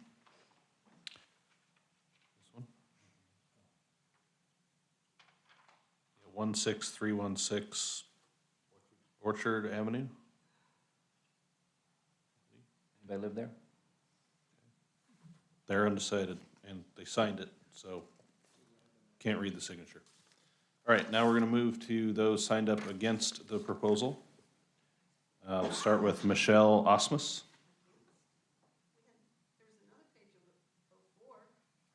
I have you, yeah, if you're for, that's okay. You can. Well, I mean, no, there's another page that has, there's 2 pages there. I only have one for 4. Well, there were 2 back there. No, she's saying, I think Yeah, she's saying there's there was 2 another pages. sheet before her. Oh, before you. Okay, gotcha. I think, is that what you're trying to say? Okay. All right, so first one on the list for against is John Redding. Not here, doesn't wish to speak. Noreen Nunez.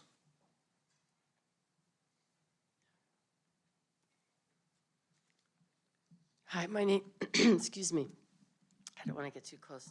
My name is Noreen Nunes, and my husband David and I live at 6946 Ustick Road. I didn't go to any of the, I wasn't notified of any of the other meetings.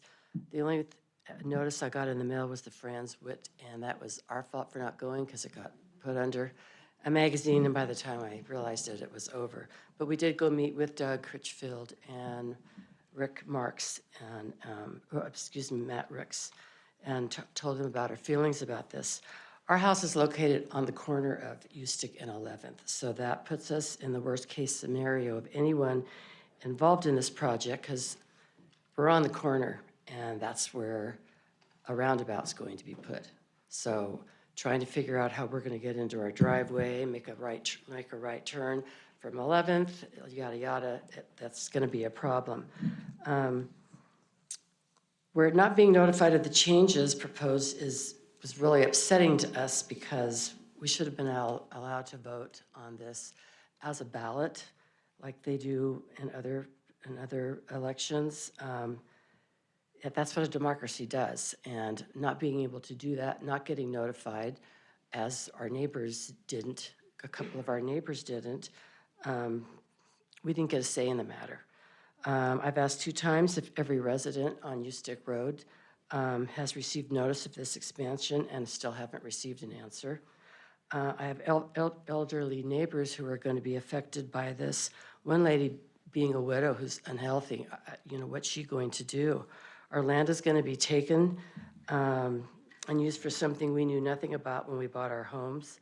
We moved to the country because we love the peacefulness and no congestion. And now a huge amount of land around us is going to be covered with buildings, both residential and commercial. And we feel that if you're not constructing so much in the 2026 area, Ustick, Canada, et cetera, you wouldn't have to make Ustick so wide. And that's probably our biggest issue about the whole 2026 plan. There's so many other areas of construction available in the Napa area than to tear up our road, especially just for the 5 miles down Ustick Road. It seems too costly to make any sense to me. It seems if you take 2026 and you're making 2026 a 4-lane highway, basically a freeway, that should be a large enough expansion going east and west between Highway 16 and I-84 to increase the flow of traffic.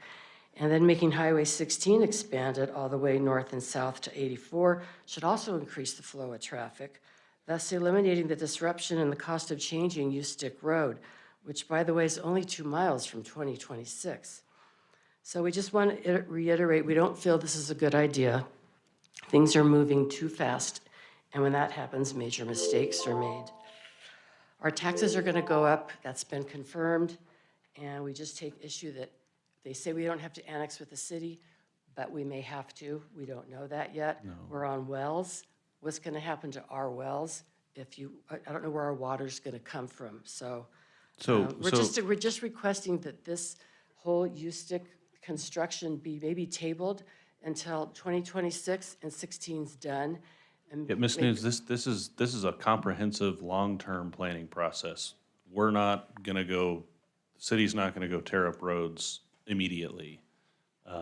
Those developments will come as they come, and if your property is in the county, there's nothing that says we can annex your property without your request for an application to annex. Right, that's what they, and they said that now, but I don't know about, That's later state- on. That's state law, that's municipal code. Well, I'm just hoping that they table the USTIC, all of the stuff they want to do on USTIC Road and spend all that money until the other two highways are completed to see if really the traffic's going to be as busy as they anticipated. And that's what my husband and I would like to do. And two of you tonight said something about chewing up the farmland and preserving the farmland. That's exactly what I think should be done. There's a lot of stuff going on in the area where we live, and some of it maybe should be reconsidered. Okay, thank you. Okay, next is DeRoy Bassett.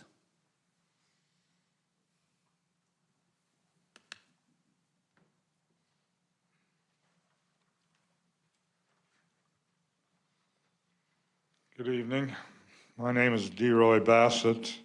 I live on 13971 Midway Road, Nampa, Idaho.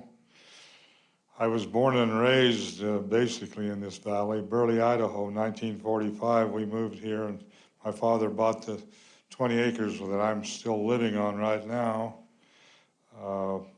He also bought a business downtown by Ride Auto Salvage.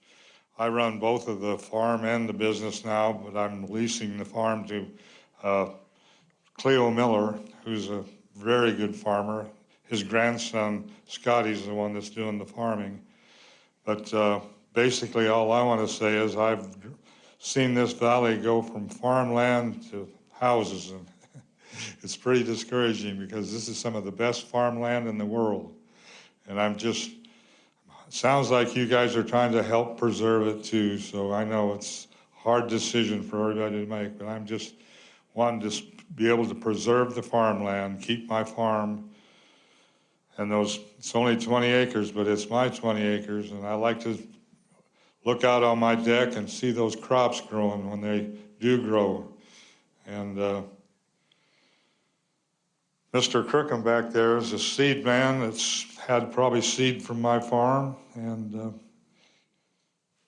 I don't know, the farmers they're fading away. I just hate to see it, but it's just the way it is in this world. So, but I think you guys are trying to do a pretty good job. So if we can just save the farmland, that's all I care about. So thank you very much. Thank you. Okay, John Hoadley.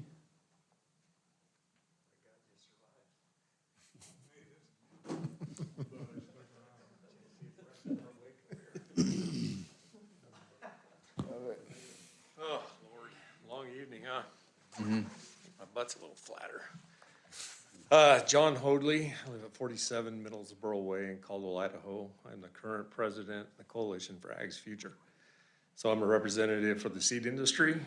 We've met with the mayor a couple different times, once in October.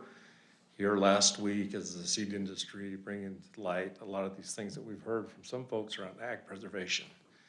So to your point, when you look at, growth, one of the things with the seed industry is we are the seed mecca of the world. Mm-hmm.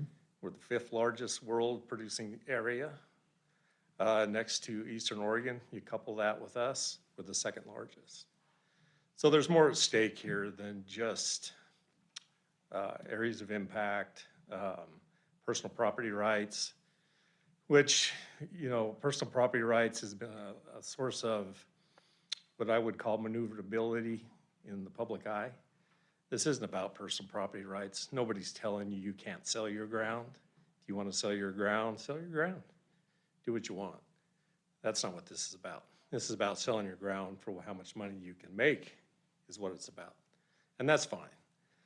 But I think it's important that this comp plan, as we met with the mayor and her team, and shed the light what we're trying to accomplish here with ag preservation, is it's a little bit premature today to pass this comprehensive plan without stepping back and analyzing what the stakeholders have brought to the table, that folks want to have a conversation around where we preserve ag. So it's not that anyone's against the development side of this. I think there's opportunity out there. There's going to be areas, we know that. But the seed industry as itself, this is a big deal. Our seeds are grown here in the county for our food. So if you enjoy eating, like from California, where they grow a lot of our food production. So, you know, the seed industry's at risk here. We're at a tipping point. If we don't do something, it isn't going to be here. I'm a fourth generation Idahoan, family homesteaded here in the late 1800s, been in agriculture and the seed industry my entire career. I'm not going to tell you how many years because that would date myself. But I'm 54 years old, and it's just important that we do the right things. So there's areas to grow, but we need to step back and assess this. And this is at the mayor's request of our group. We're going to have several meetings over the next several months. Our group was involved with the Canyon County Commissioners and the P&Z in developing part of the input to the 2030 comp plan.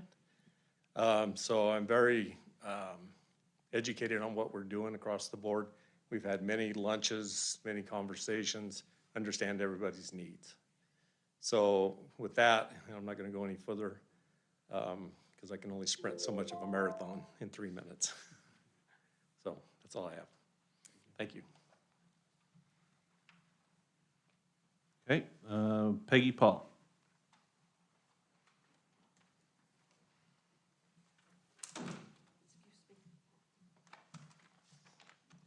Long evening. My name is Peggy Paul. My address is 16429 McDermott Road, along with 4425 McDermott and 16427. My husband James and I have owned 40 acres south of Cherry Lane and west of McDermott for over 29 years. Well, actually 44 years. In those 29 years, we have cultivated and operated a successful chestnut and crop farm. Our property is not yet annexed into the city, but we are contiguous to the city on our southern border where the industrial Autoval modular building facility was constructed in 2019. A map of our property is, you gentlemen have had it. Our property is within the Highway 16 specific plan area. In fact, 11-acre portion of our property is being taken by ITD to extend Highway 16. And the remainder 29 acres of our property will be directly adjacent to the west side of the highway. The proposed Highway 16 plan designates our property as low-density residential, medium-density residential, and planned development. We're here tonight to oppose the proposed designation. Our property has already been significantly devalued due to the location of Highway 16, and a residential designation would compound our losses because no one wants a house next to a state highway. Single-family residential is the wrong fit for several reasons. One, I believe we are the only undeveloped property adjacent to the highway that is being given a low residential designation. The property to the south is designated light industrial, while the property to the north is designated to be commercial residential planned development. Second, low and medium density residential is not an appropriate use for parcels directly next to Highway 16. Highway 16 will be a continuous flow, high-speed highway that will bring noise and pollution to homes if they were adjacent to it. The Highway 16 plan on page 727 recognizes that residential is not proper immediately adjacent to Highway 16. The plan says the visual and noise impact of State Highway 16 can be alleviated by buffering residential land uses from the highway. The plan goes on to say that residential development should be limited adjacent to the corridor. The proper designation for our property is light industrial. Light industrial designation will buffer the existing residential development to the west from the noise. Light industrial would be compatible with existing light industrial uses in the Northern Pacific Railroad to the south. Once Highway 16 is built, we will truly be wedged between the highway and industrial. Allowing industrial here would eliminate the need to buffer the southern industrial parcel, creating more efficient use of our land. Light industrial on our property will also be buffered from the adjacent residential to the west by planned collector roadway that is shown on the highway transportation plan. This road will create easy access to State Highway 16 at Ustick and will act as a large buffer. We recognize My main thing is to say, as first choice distilled, if you're unable to give us a recommendation for industrial, then we would like your recommendation to keep our property with the mixed-use designation. Again, the first choice is industrial. Thank you.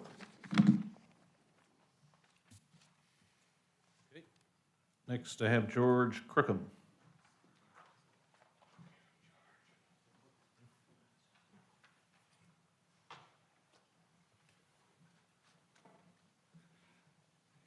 Evening, George Crookham here on behalf of American Farmland Trust. David Anderson couldn't be here. My address is 706 Willow Falls Court, Caldwell.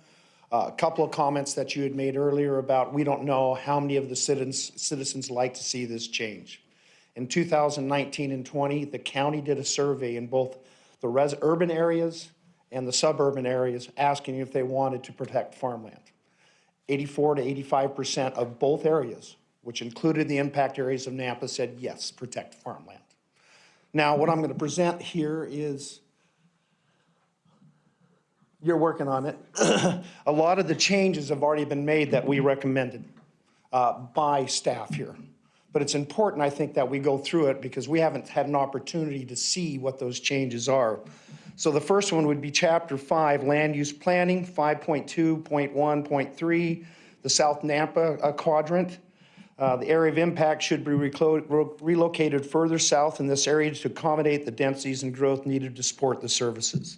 You still have an opportunity to come back and request that expansion from the state. It was declined by the county because at the time, they looked at it and said, you're not even close to getting services there yet. That's that area to the south that, Mr. Kirkman, you were talking about. Agriculture land use, 5.3. Overall, this section lacks a cohesive plan and the necessary language to protect the existing robust agriculture economy and local food systems of Nampa.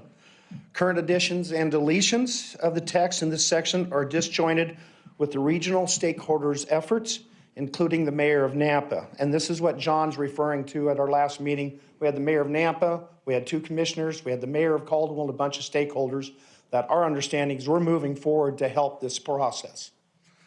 It's recommended that Nampa Planning and Zoning Department create a workshop group with agriculture stakeholders to help develop this language. Land use settings, very low density residential. AFT from across the country has found that when you convert ag land to low density, it is 100 times more likely to be further subdivided. You will hear from a lot of developers, this is the belt that is going to protect our farmland. It actually accelerates it because that gets fragmented more and it accelerates people to go out further. So this low density isn't all what it's cracked up to be. Here again, we recommend that staff work with the agriculture community to help with that.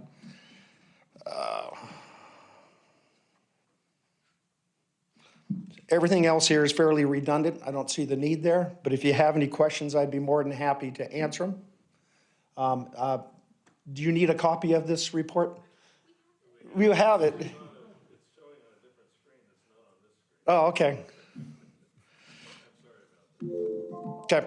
And the last thing is that they did put agriculture back into this plan, whereas before it was eviscerated from the whole plan. And if you're going to protect ag, you can't eviscerate the term from the whole document. Thank you.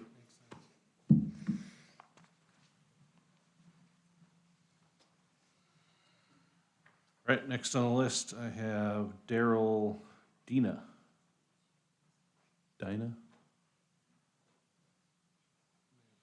Oh, okay. Elaine Ward.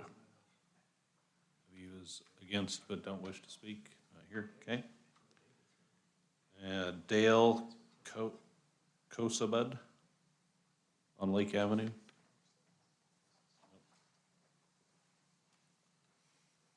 All right, Michelle Osmus.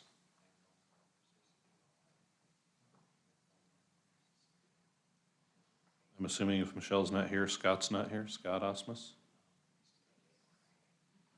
All right. Beth Paul?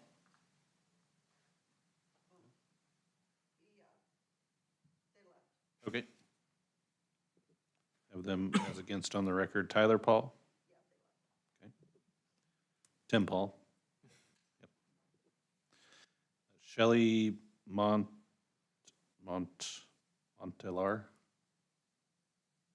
Her is against. And Paula Bonds. Okay. That's all I have on the list. Anybody else want to provide testimony for, against, or undecided? Yep, come on up.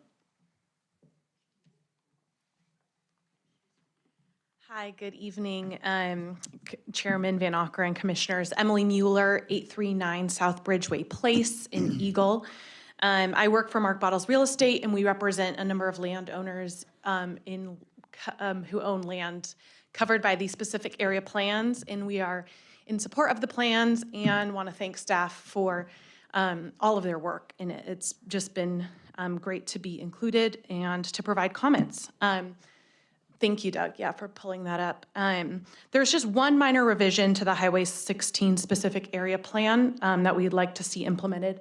Page 30 of that plan provides a summary and synopsis of land uses depicted, and one of those land uses is for commercial industrial campus.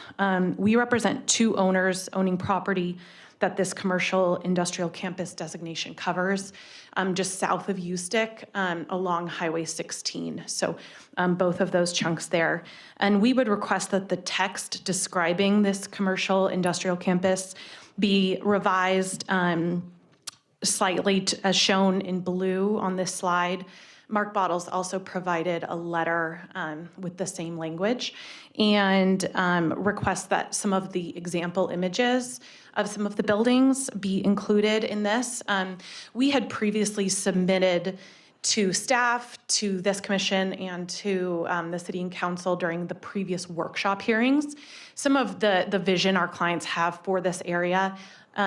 Doug, thank you so much. One side would be a smaller industrial complex with kind of smaller buildings, demisable walls, and then another side could also provide a larger scale industrial campus. And so some of the language that we've provided, we think addresses both of those things and would cover both of these in this land use designation for the specific area plan as shown with Highway 16.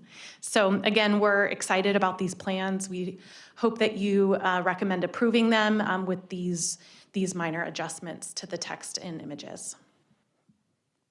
And I can stand for any questions or just say thank you.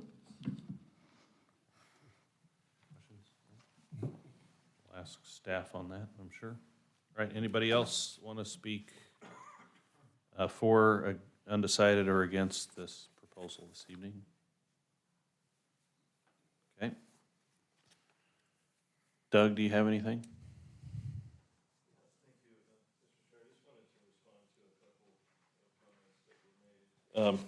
Sorry.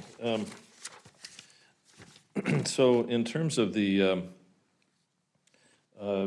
commercial area that was north, I had to send my presentation to Bree because for some reason my computer is not functioning properly.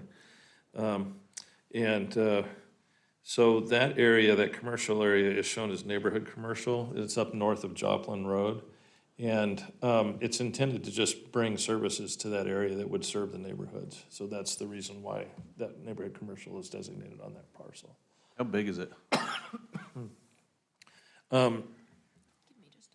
Yeah. It should be coming through. It's, yeah, it looks like about 20 acres. Okay. Yeah. Okay. And then the Ustick Road expansion. So appreciative of Mrs. Nunes coming in and expressing her concerns. She has met with the mayor and transportation, myself. We'll continue to work with her as those plans progress and move forward. In terms of the In terms of the question about the zoning ordinance that George brought up, and again, I apologize to George, I don't know why my screen's doing what it's doing, but we would be glad to work, and we'll continue to work with the agricultural interests in the area to try and develop ways that we can help them achieve their goals as well as the city. So just wanted to make those comments. Okay. Any questions? Yeah, just, I guess more for clarification, because the gentleman in the back who had come up and talked about, because they were against this proposal, but they had mentioned that they had talked quite a bit with city staff and Mayor Kling, and so were those concerns incorporated into these changes? So, Mr. Chair, so what we had done is we have really tried to work, so that the role of the county, the role of the city, there's always been a little bit of it's been unclear. And that's one of the reasons why we have two comprehensive plans, the counties and the cities, that have different designations on the same parcels. And so, again, those sub-area plans, we think will help alleviate some of those concerns. And then we can start to address how to preserve ag land in a rational and a reasonable way so that we can move forward. But right now, we just have two different philosophies going forward. The county's role really is to preserve ag land and protect ag land. The city's is to grow the city. And so how can we do so that meets the needs of both? And that's really what we need to convene about.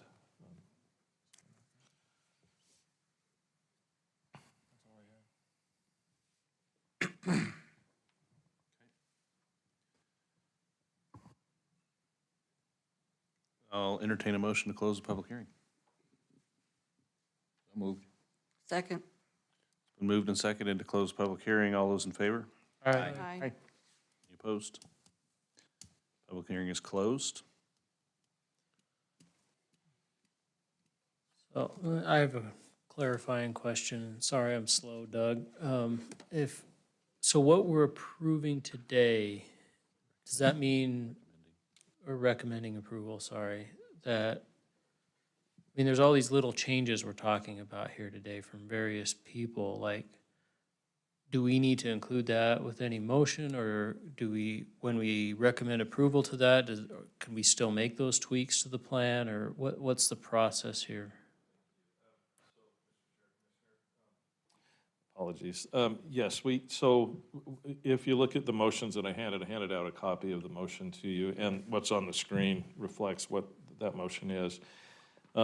Essentially indicates that any changes indicated in the staff report, so those 5 changes that we talked about, that I talked about initially.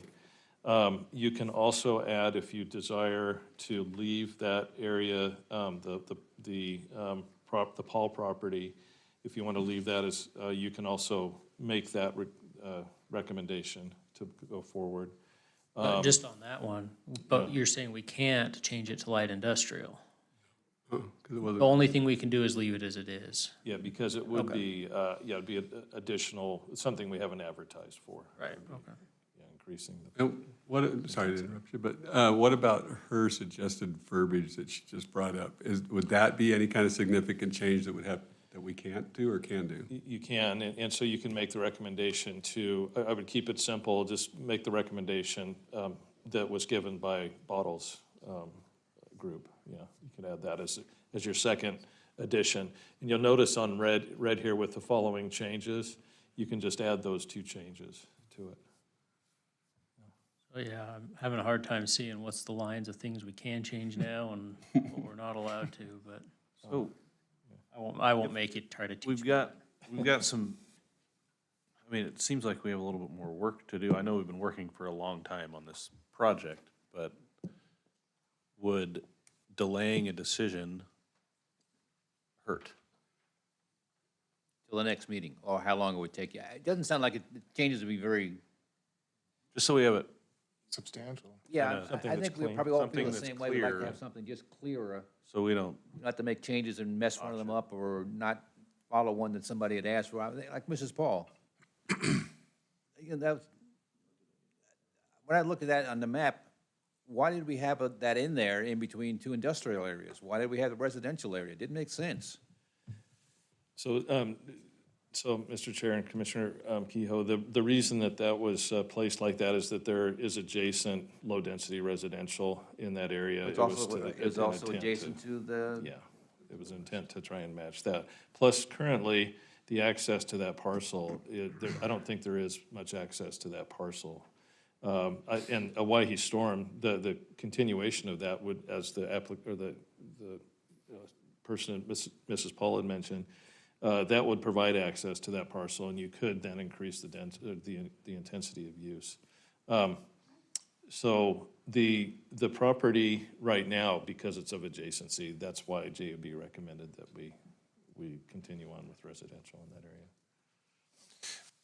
And you have not yet had an opportunity to discuss the change to light industrial with Mrs. Paul because the comment or the request came a little bit late. So is the city on a timeline with this that we need to meet, or is there We a are. reason? Okay. We are based on a city council hearing being published. So we can continue a city council public hearing, but we are definitely moving forward, trying to end our contract with JUB, and essentially our mayor has asked us to move forward with this as soon as possible.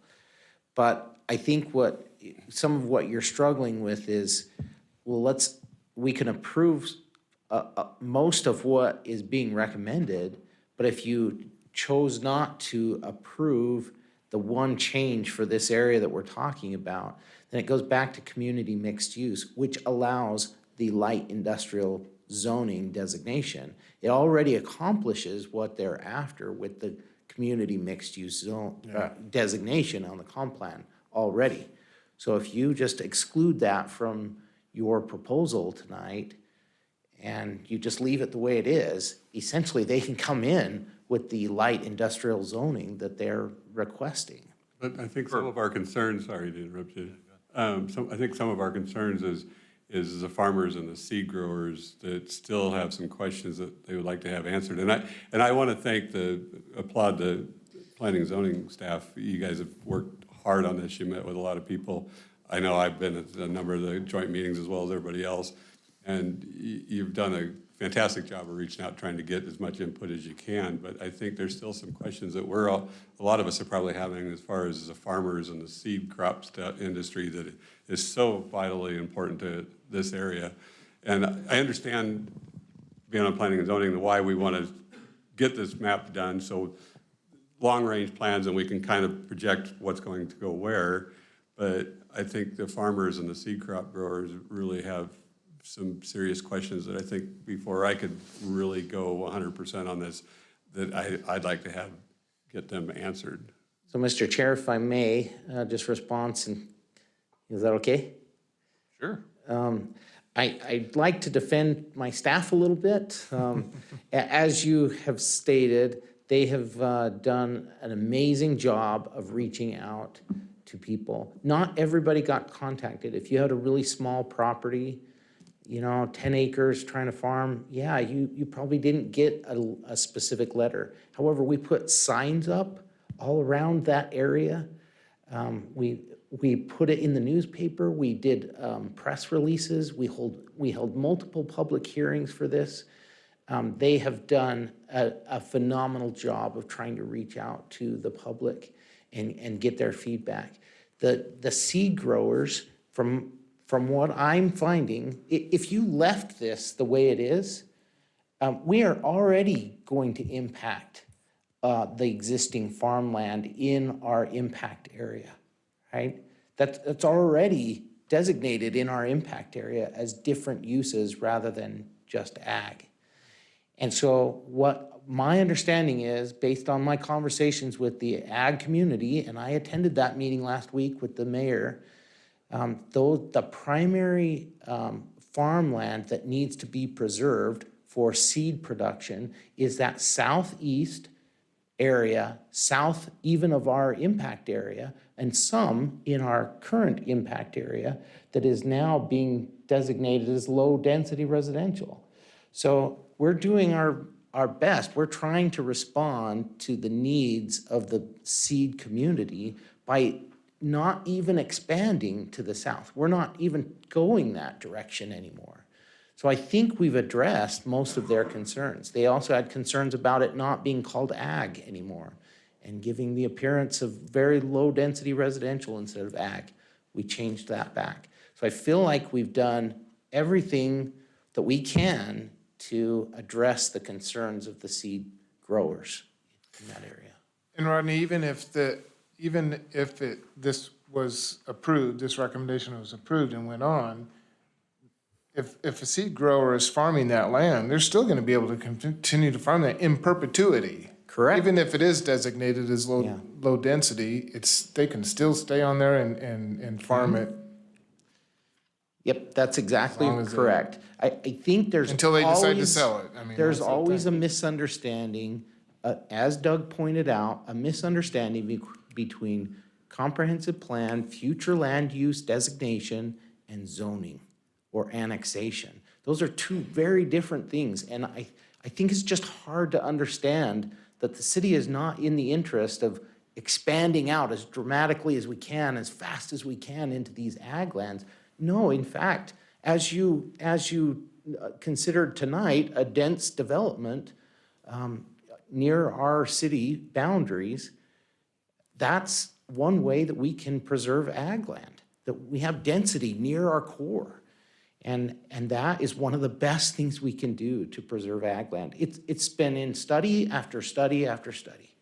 That is the best thing we can do as a city. Now, a county can do other things. They can help designate areas for ag land preservation and not allow development to happen, low density, really low density development to happen in those areas. And that's great. I think that the county should continue to do that. But as a city, we're trying to plan for the future in a wise way. And I think Doug has done that here.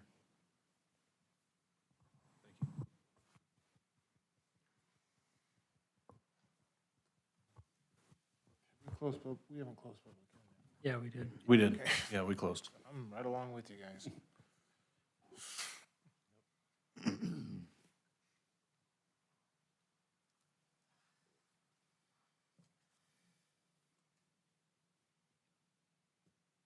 Can you go back to the bottles proposed change? Or is that something that you had? It's on our, You still have it? Or I think it's in our it's on, staff. it's on our, is that the one that came out? letter. Well, correct me if I'm wrong here, but I mean, even though we're trying to finalize all these changes, a future land use map is still a living document, right? Yeah. I mean, it's not something we're now set in stone for 20 years. So I think this is an improvement over what we currently have. And if there's more work to do, that doesn't mean we should shut this one down, I guess, is kind of what I'm kind of leaning towards, you know. And I have faith that Doug and Brianna will continue to meet with these stakeholders and improve the map. And I guess the only hesitation I have is all these little changes we're making today. Well, there's, Part of it, but maybe it's not that many, maybe it's not that big of a deal. I But think there's two. there's their It's the Paul recommendation and All her property recommendation. and bottles. I don't have a problem with either of those. I don't either.